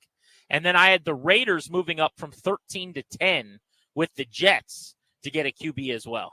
Those were the 2 deals I saw in the top half of the first round. I think more than that would be, to use your word, like crazy wild. Like now we get to, wow, this is amazing. 1 would be whelming. 2 would be cool. I think more than that, and this is memorable. Is that fair? It is. So my answer is 2, but I feel like there's now that crazy competition because I'm not really sure what Denver's going to do. Like what they should do to me is do everything they can to take a quarterback. They're wasting time if not, right? For a group that was. They just traded for Zach Wilson, and I know what Wilson's looked like. Which I just don't care about. Sure, but what you care about and what they care about might be 2 different things. Sure. You probably wouldn't have traded for him. I'm just saying if you go get Wilson, you might want to let him play a little bit and figure out if he's any good before you already supplant him tonight with a pick. Like what I liked for them at 12, I had them sitting put, and Brock Bowers, the big tight end from Georgia, if he's there, fell right into their lap, and now you get Wilson, an excellent weapon. You find out this year if he can play or not. It's the Sam Howell season. And then next year, if he can't play, you're in the top 10, and you got a chance to go get a QB. My point for Wilson was so little was given up. That was my in case I can't get a quarterback I'll do that. I'll do that plan. Like But in case I don't you- lose all the bidding. But don't you think that means in case I can't get a quarterback sitting put, like they don't want to trade for Wilson and then give up a ton of assets to go get another quarterback. I feel like Wilson is the safety valve and the safety net for we're at 12 and nobody falls to us. See, I view it differently. If they'd given up a third rounder, then I'd agree with you. They did like a 7th round pick swap, which is the least you can actually trade and actually still call it a trade instead of like a giveaway. Like, hey, we might as well just get this guy because he was the number 2 pick and Right. it doesn't cost anything. Yeah, he's a quarterback. He's a human being. So to me, that was the, and I could be, again, my point is I don't know what they're doing. So I'm talking under my tuchus here, but to me that would, or this is how I would view it, is that's in case we lose the bidding to Minnesota, to Oakland, I can call them Oakland, to Vegas, or somebody else that wants to move ahead of us, and it's too rich for our blood, and we miss out on Penix, we miss out on somebody else. We just go to this season, we'll get our teeth kicked in with Zach Wilson, Jared Stidham, and some guy I've never heard of. We'll do that if we can't win the bidding for those guys. But yeah, your view is interesting too. I guess my point is, even if there's only 2 trades, I feel like it is going to be a feeding frenzy to try to get in. And I know maybe I probably feel this way every year, but this year I really feel it. It's like a special kind of feeding frenzy. Tackle, wide receiver, Yep. quarterback. I think in no order, probably quarterback would be first if we were ordering them. First 7-8 picks, probably. But tackle, wide receiver, quarterback going to dominate the first half of the first round. In fact, there has only been one time that I could find in 57 years that a defensive player hasn't been drafted within the first 8 picks. Think about that. Yeah. And it very likely tonight, depending on what the Falcons do, it could be the second time in 58 years. You are listening to Grant and Danny. We're live at Nationals Park. We're in the left field concourse outside of the red box, sections 106 and 107. So when you get into the ballpark, if you're coming to a matinee tilt with the Dodgers today, please stop by and say hello. Next, let's do this. I want to divvy up a prediction pie, percentage chances of outcomes tonight. And let's go Jaden Daniels, Drake May, J.J. McCarthy. And if you want a 4th sliver, you can have it. I'm not going to use one. Trade back? But, I mean, if you trade back, well, you're probably ended up with one of those guys. But Okay. sure, if you want, however you want to divvy up your pie, cut as many pieces as you want. We'll do that next. 800-636-1067 if you want to hop in. We're G&D on the Fan. Listen to the Junkies all week for your chance to win a pair of tickets to Peace Out, Aerosmith, The Farewell Tour with special guest The Black Crowes, Tuesday, October 8th at Capital One Arena. For tickets and more event information, visit the Fandies.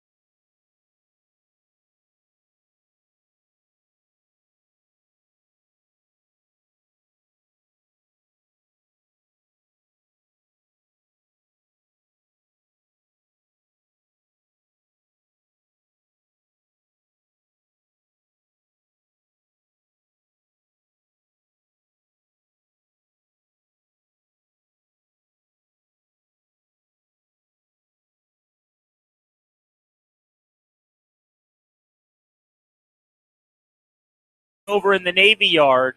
Grant and Danny live on the Fan. Caps getting ready for Game 3. They're back home tomorrow night, hosting the New York Rangers. Crosstown at Capital One Arena. They're idle again this evening. Wins. You know those? The wins? I've heard of them. Yep. Slightly familiar with those. It's been a couple days, though.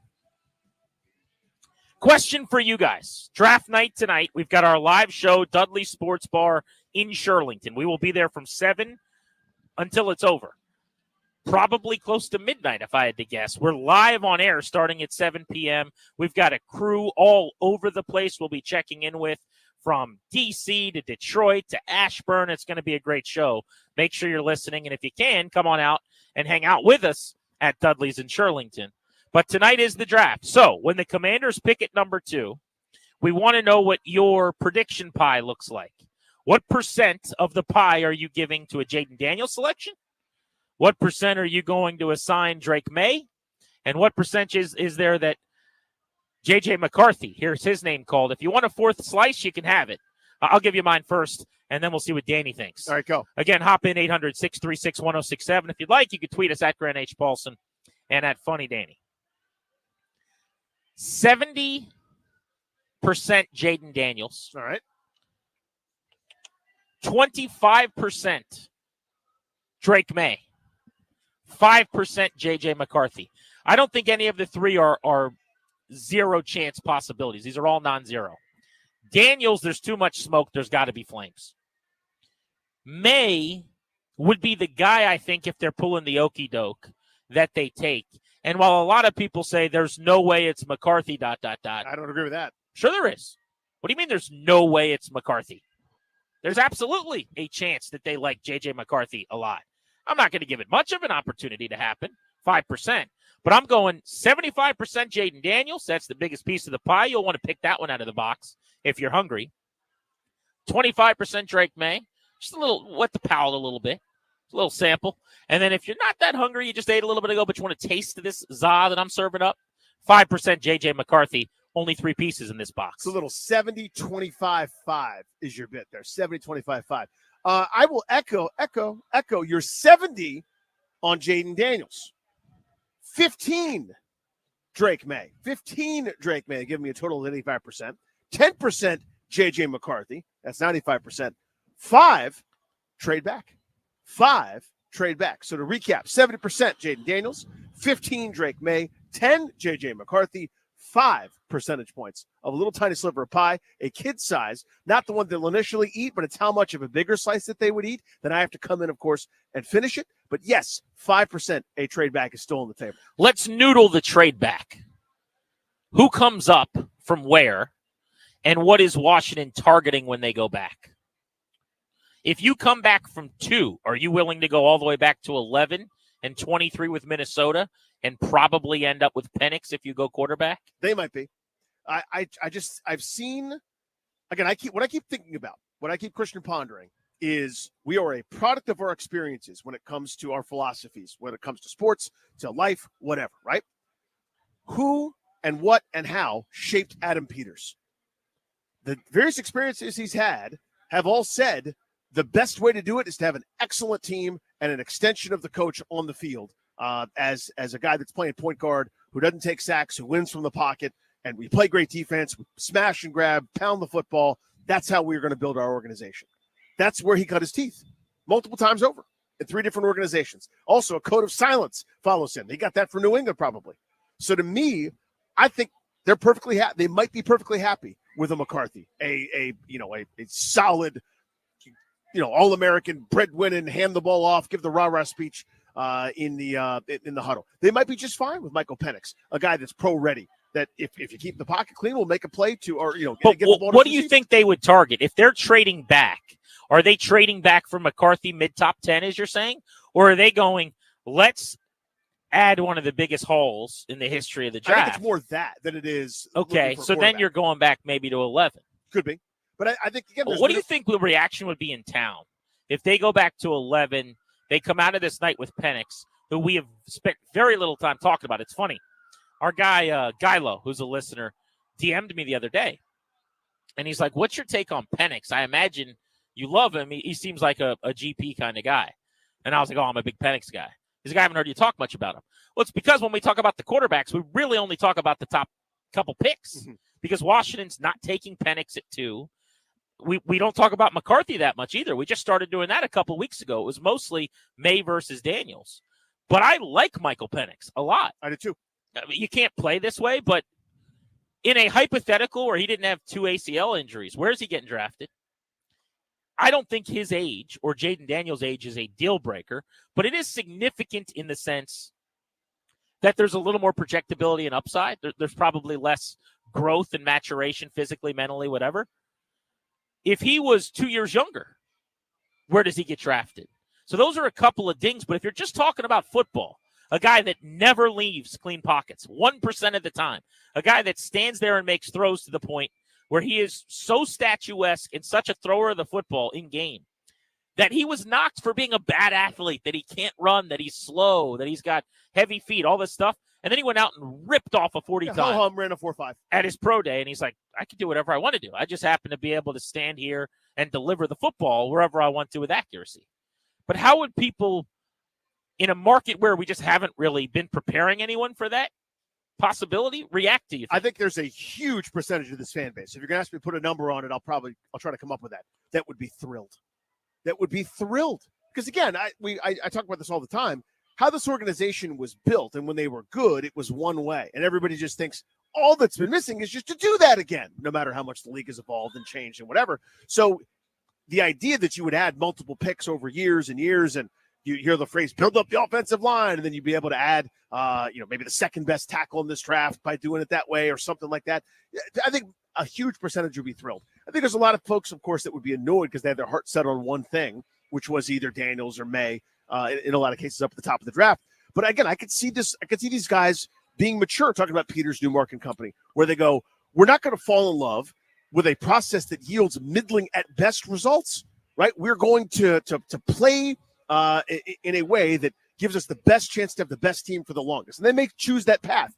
It's not what I would do, but I wouldn't put it past them at all to play this game here and take advantage of somebody that's desperate, that is certain about a guy to take a huge haul over multiple years where you set yourself up in a way that only a few teams have.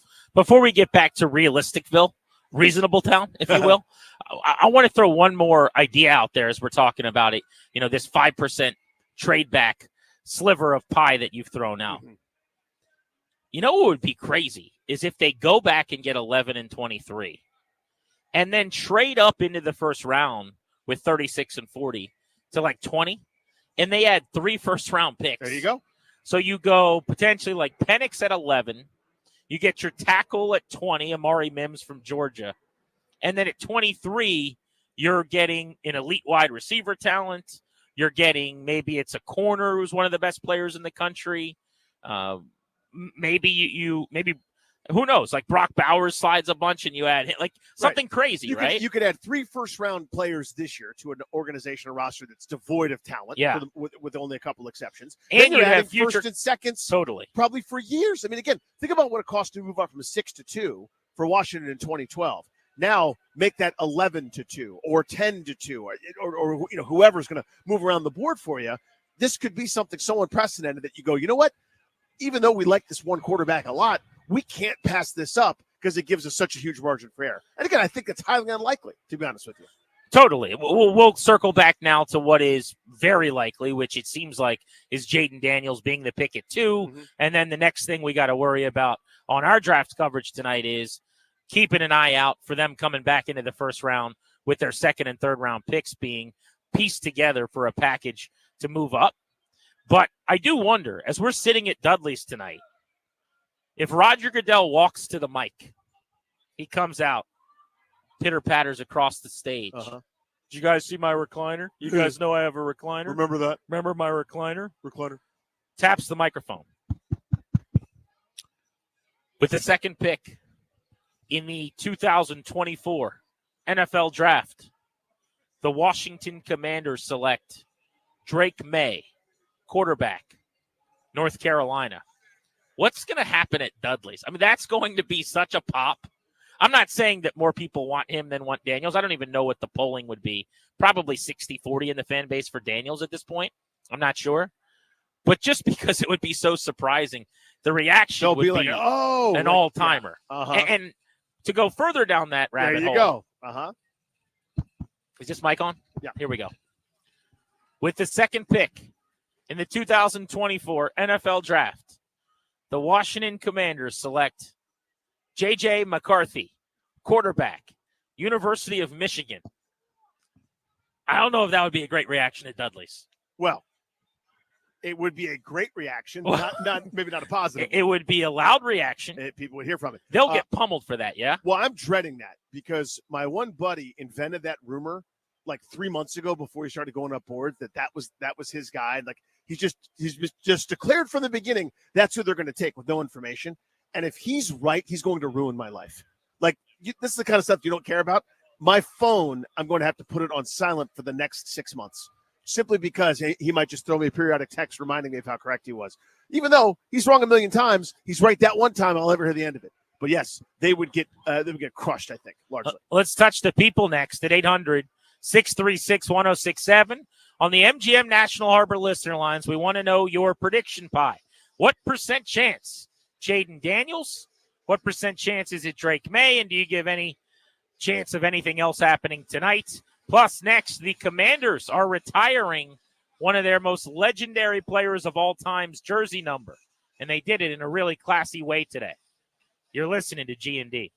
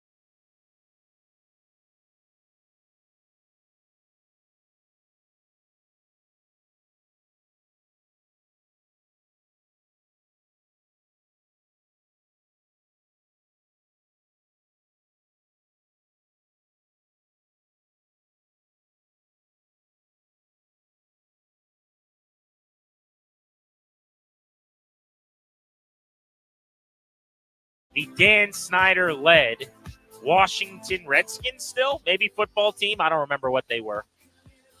They decided at the last moment that they were going to retire Sean Taylor's jersey on the back end of kind of a fiasco where trying to honor him went really, really wrong, and they were taking a bunch of heat for it. And so just last second, they threw a plan together and took a picture in front of porta potties, and it was one of the most poorly received things in recent organizational history. Astoundingly bad. Which is saying a lot. Fast forward to today with the Harris ownership group and the regime that's here. There's a video that's out. You can find this, I'm sure, on the Commanders feed. I posted this at Grant H. Paulson as well. Darrell Green was reading a teleprompter for like a voiceover to a draft pick package that they put together about what it means to be a Washington football. Get what I did there? Yes, I do. What it means to be a Redskin, a footballer, a Commander, and how hard it is to become a legend, but you can do it because I did it. So he does this read. The package is awesome. Great highlights from the old school and some of their recent successful picks. Terry McLaurin in tears on draft day. And I'm fired up, ready to run through a brick wall. And then at the very end of the video, you see the producer of this setup kind of grab Darrell and he goes, okay, we got one more read for you. Just a couple sentences. This is a slightly different version. Different ending. And he's like, okay, no problem. And he starts reading about how, like, if you're good enough, you could be one of the rare players in organizational history to get the greatest honor. And then he sees what's happening, which is that he's reading on the teleprompter that the number 28, I'm getting chills as I say this, is going to be retired by Washington. And he immediately becomes overcome with emotion. His family, kids, grandkids, wife come walking out to join him and embrace him. Then Mitch Rales from the ownership group, Dan Quinn, Adam Peters, and others all wearing 28 walk out and give him a big hug, all on camera for fans to celebrate and revel in. Just an amazingly done video. Such a good idea by the team.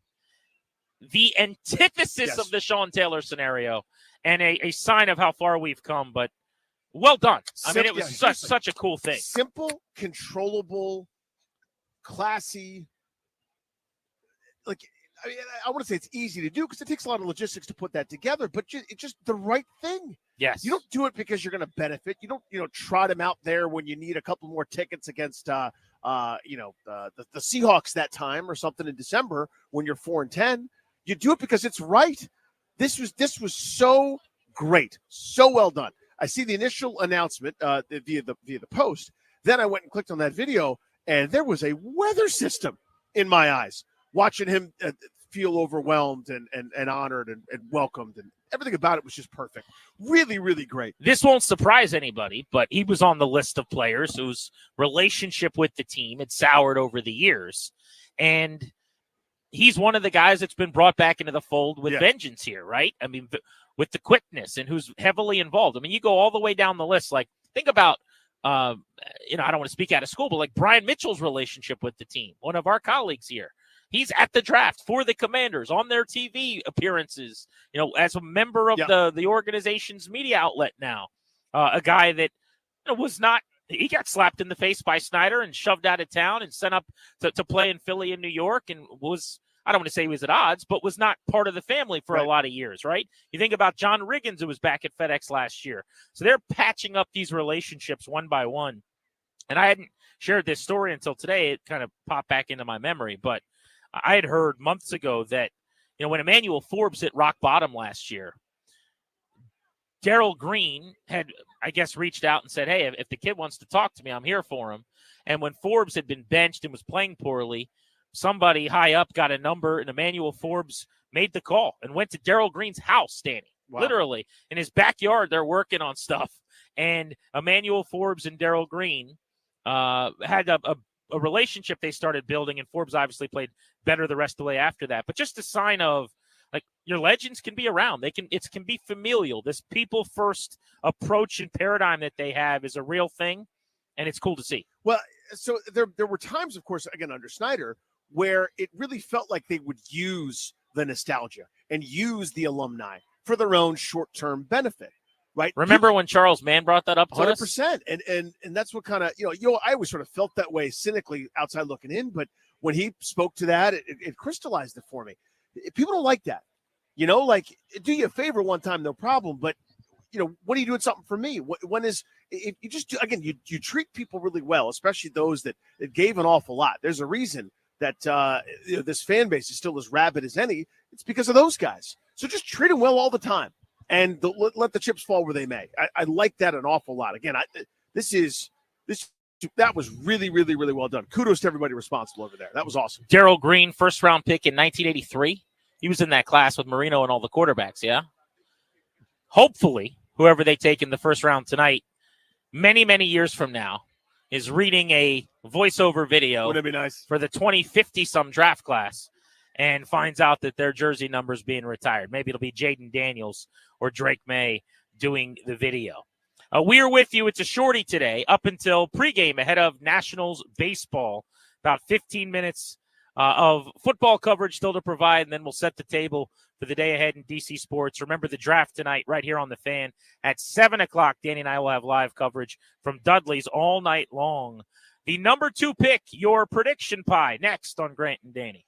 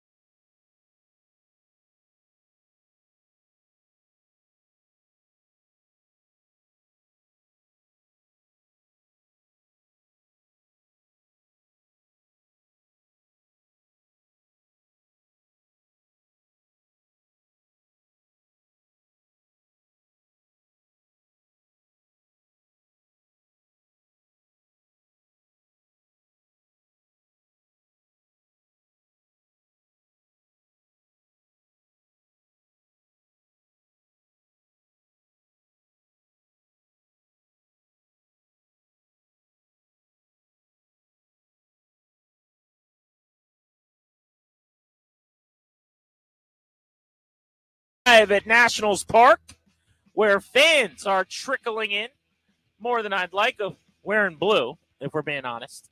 But Nats fans are coming up and saying hello, which is nice of them as well. Overcast, a little bit chilly day, should warm up as the afternoon goes on. Nats, Dodgers, final game of a 3-game series. Nats trying to avoid a sweep. They got rocked last night, gave up over 20 hits. It was the Shohei show here in D.C., where Ohtani was blasting extra base hits all night. I'll tell you what, Danny, I was sitting in the lower bowl.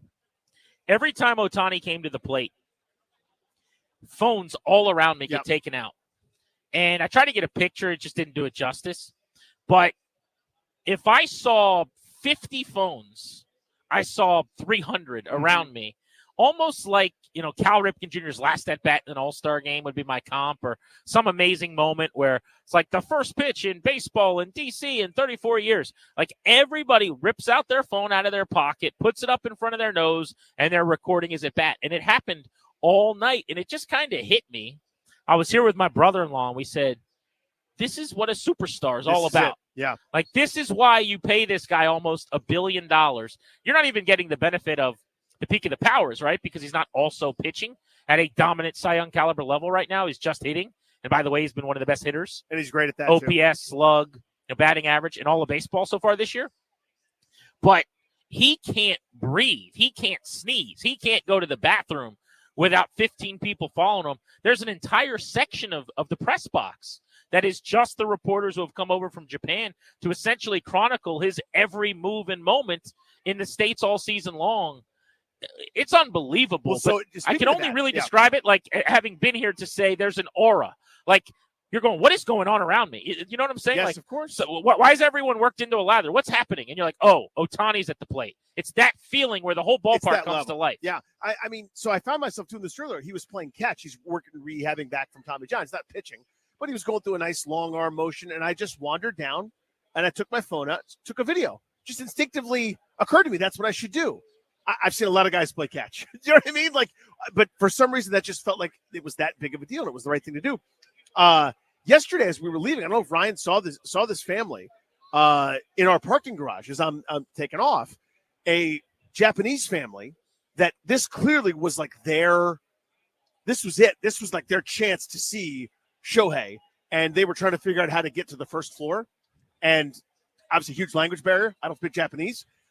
So I ultimately got them to the elevator, pushed one, and then kind of made How mad were you that you couldn't leave until like 6:29? Well, at first I'm like, why are you hassling me? What is this about? But then I realized, oh, there are kids here. So you didn't peel out of the garage until 2.5 minutes after the show? Well, it's even you worse were than that. livid. Well, furious. I left my workout clothes up there too. I had to double back. The whole thing sucked. It was the worst departure of all time. And then I was in traffic for an hour going to my kids' practice. But anyway, I was giving them like air traffic control signals. I was like, you slow down, you yell louder, which doesn't help because again they don't speak English. The next level, this way, then that way, and they're just like, "Thank you," but like again with no language. But you could see how special it was, right? This was like their chance. It was like seeing the Beatles or seeing, I don't know. You could pick your Taylor Swift, your transcendent superstar. I think it was that way for the, a kid born in Centerville too. Shohei Ohtani's in town, man. And that's the 4th time I've seen him live if you count all-star activities. I count that. It would be maybe the 5th or 6th. But in-game, I've gone up to Baltimore to see him each of the last couple of years. He won't be here for another 2 years. And it's one of those worth the price of admission experiences. He hit a ball last night, 102, that screamed off of the fence in the outfield. And I thought, oh, he barely touched that one because he's been hitting balls 115 and 118 in this series, and there's like 2 or 3 guys on the planet that are even capable of doing that. Just an effortless swing, too. He's amazing. Let's get to the MGM National Harbor listener lines. Commanders tonight trying to find their generational QB. Speaking of which, our exclusive sponsor, the show sponsor, the law firm of Condori and Murat, can guide you and your family in the right direction, setting up your next generation. They'll get you a revocable trust. They will help you draft your will, create a healthcare power of attorney. Schedule a free consultation with their estate planning attorneys at kmlawyers.com. Be sure to tell them we sent you. If you mention G&D, you will get a discount. kmlawyers.com. Let's go to Thomas in Brooklyn. Thomas, the wait is almost over. We are 5 hours from the NFL draft tonight. be it Dudley's with me all night long. We're doing a live show. What do you think's going to happen? Give us your prediction pie. First of all, I'd just like to say kudos to Darius and Ryan. I just don't see a hole in his game. I fact check him every time, and he's spot on. He does know it all on all of his facts. Yep, he does. It's actually a good point. Yeah. So I think they're going to take Daniel. If it was me, I would trade down with Minnesota. I would get Penix with that pick. Wow. I would get the ransom if that's their 2 first rounds this year and next year's first round. That's great. And the one thing I haven't heard mentioned is that Penix is left-handed, so you're not looking for a left tackle. You're looking for a right tackle with Penix, which might be there might be more available, and you might get one for cheaper. The appetite for the trade down scenario is bigger than we think. I'm telling you. And it always I go hard with surprises it, me. yeah. We're past the point, as we are now on the precipice of picks being made tonight, of doing any more call topics on, do you want to trade down? We had months to do that, and we did it. Trust We did us that, yep. on that. But I was always surprised whenever it came up, the amount of people that were willing to do it and wanted to do it. And I get it, to be completely honest, because it's the safest thing to do in terms of taking a quarterback. You're putting yourself out there. If you get it wrong, it can be a detriment to this regime early on. Whereas the more lottery tickets you're playing, the better chance to win. You're going to hit more picks if you make more picks. And you kind of kick the hardest part down the road a little bit. And there is some comfort in that. You're renting more than you're buying. Let's go to Greg in Forest Heights on G&D. What's up, Greg? Hey, Grant and Danny. Hey, buddy. Man, I enjoy y'all show. Always do. Thanks, man. I got 90% Danny. And I just want to say, man, why y'all guys not on TV, man? Take off the junkies and pitch out on TV, man. That's all I gotta say. Here's what I'm going to tell you. Thank you. We haven't talked about it a lot because, frankly, it's like the 6th most favorite way that we want people to watch and listen to us. But we are now streaming and available every single day on YouTube. So I don't know if that does anything for you, but if you got a smart TV, you can go to the 106.7 The Fan YouTube page. As of 2 days ago, all of our segments, all of our shows, including right now, out and about at the Red Box at Nationals Park, we are streaming and available via video. So that's just another way that you can enjoy the program. So if you're at home and you're listening on a smart device and you can throw YouTube up on your TV and you want to stream us or you want to watch it on your phone, that is another way to take in the show. But we appreciate you checking us out. Absolutely. And by the way, let the junkies keep their little television thing. They're just this little show that's trying to make it. They're trying to get a foothold in the marketplace. Little engines who could. It's just this brand new thing. And they're trying to make sure, trying to get themselves established, get their name out there a little bit. It is nice to wake up, hop out of the shower, get changed. Junkies are in the background on your television. It's a good way to start your day. I agree with you. High definition Cakes and the boys. That's what you Cakes want. popped me today. They were talking about their mock last year. And I think Bish Bucks took Paris Johnson, the tackle, who went to Arizona, like number 9 or something last year. And they're like, what kind of year did he have? And Bish is like, I have no idea. And they were like going around the room, like, he was fine. He was fine. And Cakes is like, I think he had a really good year. And they're like, he did? Cakes is like, actually, what am I, Cakes Baldinger? He's like, I don't know what an offensive lineman did in Arizona. But I actually texted, or maybe I tweeted Cakes, but Cakes Baldinger. That pops me. That is really, really good. When we bring him on for the Blitz next time, we'll introduce him as Cakes Baldinger. He's just studying and grinding O-line film. It's like a darkly lit room. It's grainy. It's a little blurry, like Baldy's film. He's just got his phone in front of his computer, old school. And Cakes is breaking down the left guard of the Texans. He's just waxing poetic about the right guard. This guy's a little bit silly, big nasty streak. Oh, Speaking of our producers, Darius and Ryan, who just got the shout out, they have been working behind the scenes today on our media predictions every single year ahead of the Commanders pick. We call around town to get some of the familiar voices that break the team down on this show on the record to predict what's going to happen for the Commanders in the draft. I've been curious to see if there's any difference answers. How much dissension? Or if there's just a lot of Jaden Daniels. But let's do this thing. This is your media predictions, 2024 Commanders in round 1.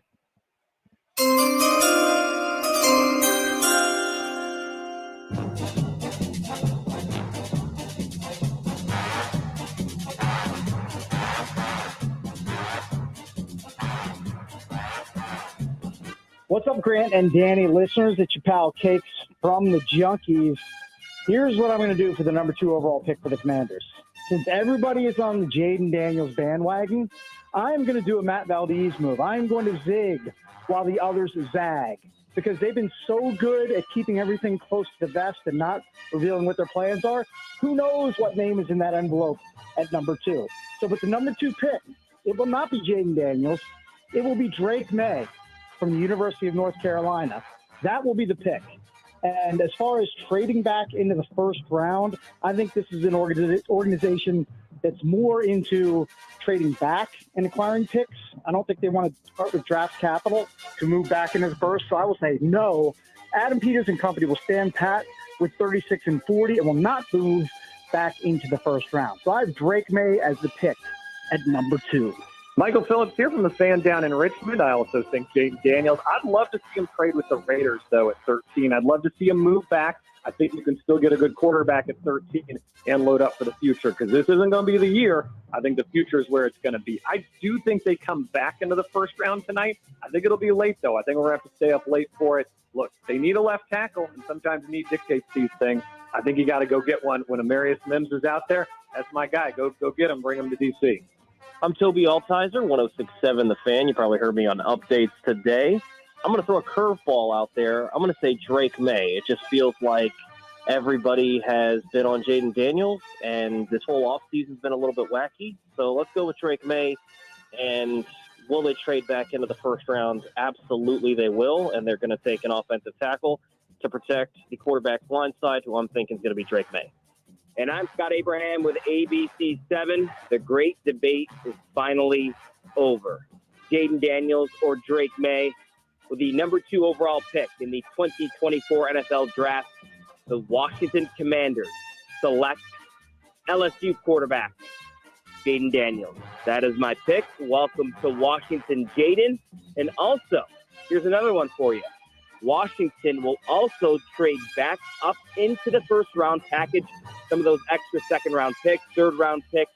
They're going to go back in the first round and draft that left tackle. I don't know who that left tackle is going to be. Would love it to be the local guy, Olu Fashanu. But that left tackle paired with the quarterback will be the cornerstone of this franchise going forward. Hey, it's Sam Fortier from the Washington Post, and with number 2 pick, I have them selecting LSU quarterback Jaden Daniels, like a lot of other people, but I will say that I don't think it's as a foregone conclusion as many others. I would not be shocked if it were Drake May. I do think that the Commanders will trade back up into the first round for an offensive tackle, and I think that will be Georgia's Amarius Mims. Of the Grant and Danny Show, with the 2nd overall pick in the NFL Draft, the Washington Commanders will select quarterback J.J. McCarthy. And yes, I do think the Commanders trade back into round 1 to select Jordan Morgan from the University of Arizona, and they will have their left tackle of the future. Hey, this is Kevin Sheehan, and with the number 2 overall pick, I predict that the Washington Commanders will select LSU quarterback Jaden Daniels. Go Tigers! Hey, this is Mitch Fischler with Monumental Sports and the Beltway Football podcast at number 2 overall. Finally, at long last, we're going to get to the moment. I think it's going to be Jaden Daniels. I'm excited about his athleticism, and I think his growth is going to be exponential underneath Cliff Kingsbury and that's Commanders offense. I'm very excited for it. And as for whether the Commanders will trade back up into the first round to get a tackle, everyone knows I love the big men. I love the offensive tackles. I think the fact that folks are talking about 10 offensive tackles going in the first round might be a little too many, a few too many. And I think the Commanders ultimately will be able to stick at 36 and get a guy like Jordan Morgan from Arizona there. And so, no, I do not think they will be trading back up into the first round. It's the youngest in charge mover, Linnell Willingham, and with the number 2 pick in the 2024 NFL Draft, the Washington Commanders select Jaden Daniels, quarterback out of LSU. And I think Adam Peters and company get aggressive and leave night 1 with 2 draft picks. I think they trade up for an offensive tackle. Hopefully, it's Amarius Mims out of the University of Georgia. JP from the Junkies. I guess it's conventional wisdom now, but I'm going to go with everybody and say that they draft Jaden Daniels at number 2. That's going to be exciting. I don't think they're going to trade up, though, to get another first-round pick. I think they'll stand pat, and they're going to go tackle, tight end, or wide receiver with those next 2 picks. Hey, this is Denton Day of the Team 980 and 106.7 The Fan. We're on the College Football's Insider's Insider. I think the Washington Commanders are going to take Jaden Daniels at number 2 overall, and I think they're trading back into the first round to get themselves a tackle. Hey, it's Drab from the Junkies. I think it's going to be a surprise. Let's go Drake May, number 2, and they're going to trade back into the first round and take that offensive tackle from the University of Washington. Hey, this is Darius Dameron, lead producer for the Grant and Danny radio program here on 106.7 The Fan. And with the number 2 overall pick tonight in the NFL draft, the Washington Commanders, of course, they are going to select Jaden Daniels, the Heisman quarterback winner out of LSU. And then I think this team is actually going to get very aggressive. I think Adam Peters is going to make a statement here in his first draft.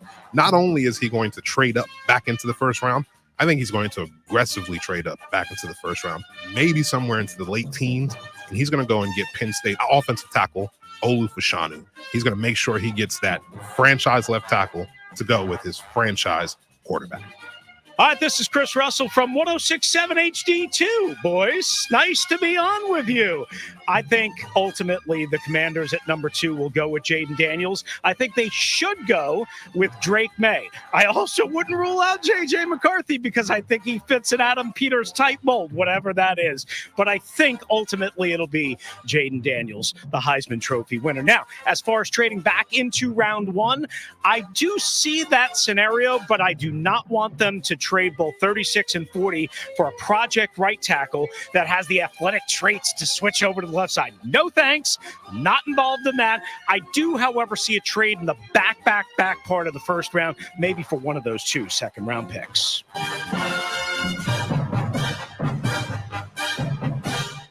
There you go, boys and girls. Good work, boys. That is your DC Media collection of minds on the Commanders pick at number 2. Got tallying it up in front of me. 3 Drake May calls. You've got 1 J.J. McCarthy. Ryan Clary leaning McCarthy with his prediction. And then a lot of Jaden Daniels. And the prevailing thought in addition to Daniels, they move back up. They get their tackle. I like some of the guys that got specific. Name to look out for. Drab mentioned the tackle from Washington. That's Roger Rosengarten. I keep hearing people link the Commanders to him. I think he could go back into the first round of the 49ers, or I guess really right there at like 32 to 34 is the range. If he's there at 36, I'd love it, but they might have to go up into the high 20s to grab him. And you heard Darius talk about Olu Fashanu. And if you give up 36 and 40, maybe you could go get Olu Fashanu, somewhere around, 15 to 17. If he fell, that would be a dream scenario. With regard to Rosengarten, there's been a lot of variance on his grade from people. And again, this is one of those inexact science things. Obviously, nobody knows. But I've seen him, ranked at the end of round 2, early round 3. I've seen him maybe potentially going at the start of round 2, maybe even the end of round 1. It's either beholder type stuff, all based on system, scheme, design, et.cetera. But yeah, you see that's kind of about the general populace, right? Like there's the everything conventional says Jaden Daniels. There's the we think they're going to throw a curveball, be that May or McCarthy, right? But it does seem to be a pretty, I don't want to say universal thing, but people are fairly confident, as Jordan Reed of ESPN told us, that Washington is very likely to go back into the first round. I think there's a better chance than not that they do, but I'm not, again, it all sort of depends on how, kind of things play out in their targets and what the value is to them. If they don't get aggressive and they don't go get an offensive tackle and they sit at 36 and one of the guys they like doesn't fall to them, that's not going to feel like a victory. No. That is going to really, I'd say, be curious after you sit out the free agency period of the offseason. Sands your starting left tackle. Yep. Then at 36, you can't pick up your starting left tackle because all of them went. So that's why I just don't think they're going to risk it. I think they are going to go up the board. Appreciate everyone who participated in that, took time out of a busy day for a lot of people covering this team to make that sound good for us. And nice job by Darius putting that together here on Grant and Danny. We will get you your preview for the Nationals and the Dodgers today and some final thoughts ahead of tonight's draft coverage. Remember, 7 p.m. we go live over at Dudley's in Shirlington about an hour before the Bears are on the clock. And then we will be with you all night long on 106.7 The Fan. Grant and Danny from Nats Park.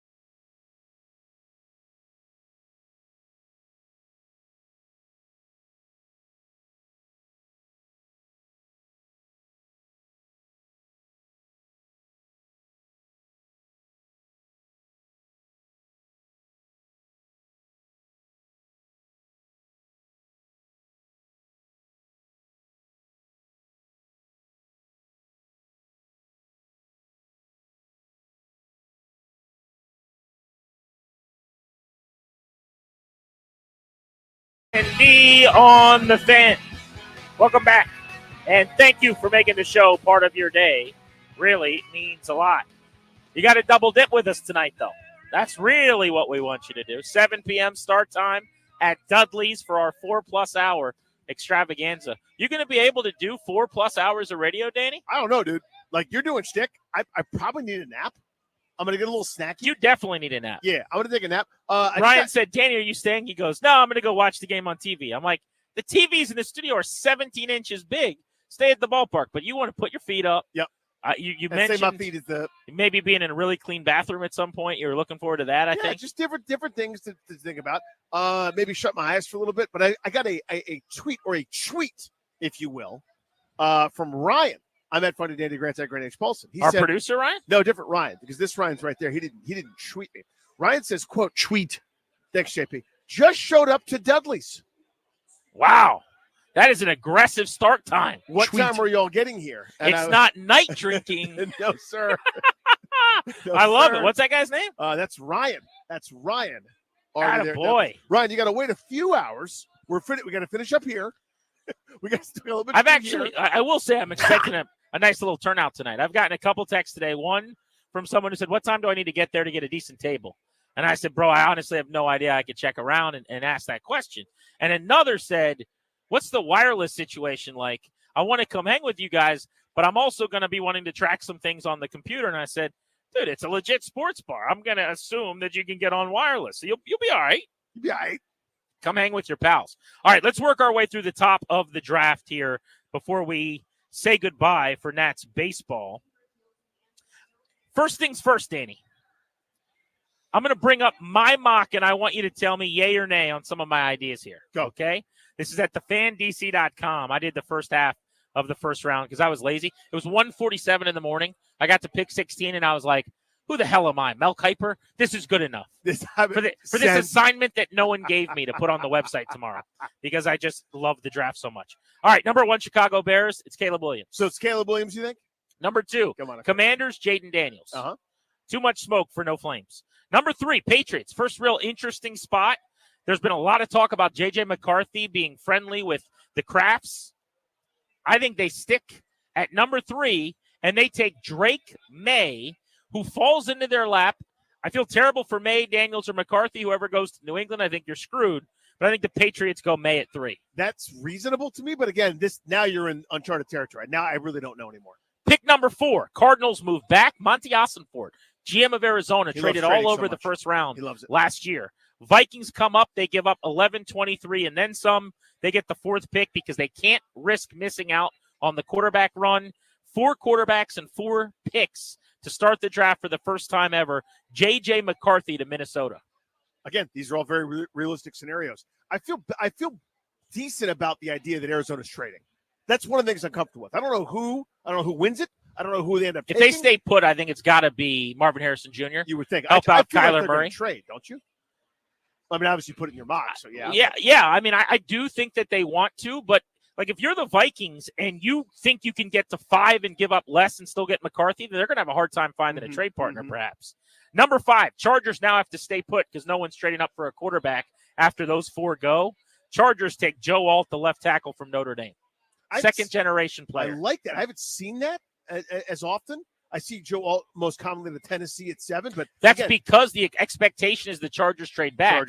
I'm going 4 as the trade spot, not 5. If the Chargers are there, they're going tackle. Look at what you just did there. Pick 6, Giants. Quarterback stuff is all smoke, in my opinion. Nothing to it.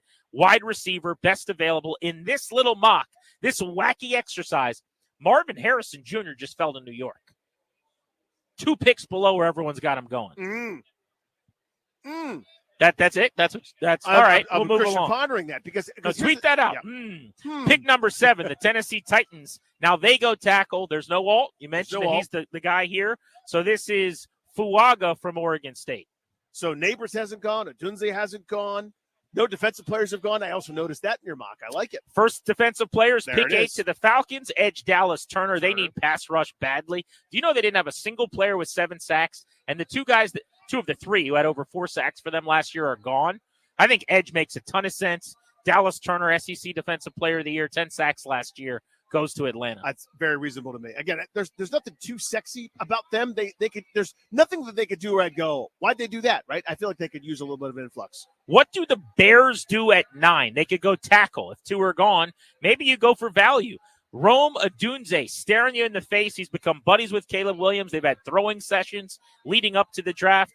Wouldn't that be crazy? Bears at 9, Rome Odunze from Washington. So now Caleb Williams with a top 10 defense has a receiving core of DJ Moore, Keenan Allen, and Rome Odunze. That ain't bad. I could see them going line there too. Maybe his high school teammate from Gonzaga, Fashanu, but I like that one. I had the Vikings trading up 3 spots. The Raiders trading up 3 spots from 13 to 10 to take Michael Penix to make sure they got a QB. If the Jets stay put, Brock Bowers could be the pick there possibly to get Aaron Rodgers a weapon. Yeah, that's a nice safety valve to have right there. A matchup nightmare.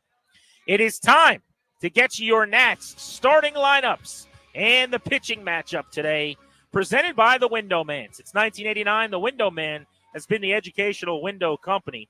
Get your free, no pressure, in-home estimate at thewindowman.com or at their Fairfax showroom. Ladies and gentlemen, the Honorable Danny Rouillet. Opposite Yoshi Yamamoto, it is leading off playing shortstop. Abrams batting second year designated hitter today, Jesse Winker. Batting third at first base, Joey Meneses. Cleanup hitter, Luis Garcia, playing second base. Keber Ruiz doing the catching. Joey Gallo in right field. Eddie Rosario in left, batting seventh. Ildemar Vargas batting eighth at third base. And in center field, batting ninth, Jacob Young. On the bump for the Washington Nationals. Well, Mackenzie Gore piece today. My guy. Gore. Left-handed pitcher. ERA now up to 3.5 after a rough start last time out. But Mackenzie Gore, Yoshi Yamamoto is the pitching matchup when this series began. Our eyes lit up. It's the kind of one you want to be at. Yamamoto got all the money to come over to the States. Gore is the face of this rotation looking to bounce back. Tough lineup. I watched the first BP group there of Betts, Ohtani, Freeman, and Will Smith hit. Man, oh man, you got your work cut out for you. Did they square up any balls in BP? They did. They did, yeah. Tough Yeah. to navigate this lineup. Just ask Jake Irvin, who was rolling until last night. He's no longer rolling. No, sir, he is not. For Darius back in our studios, Ryan out here at Nats Park, G&D saying so long. 7 o'clock, we're back with our draft coverage. Thank you for coming.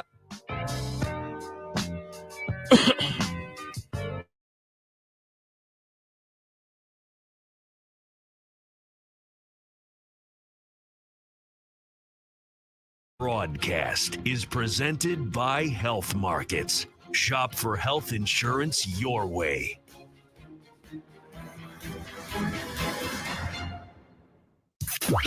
Baseball is back in Washington, D.C. Here's the pitch and the flash ball.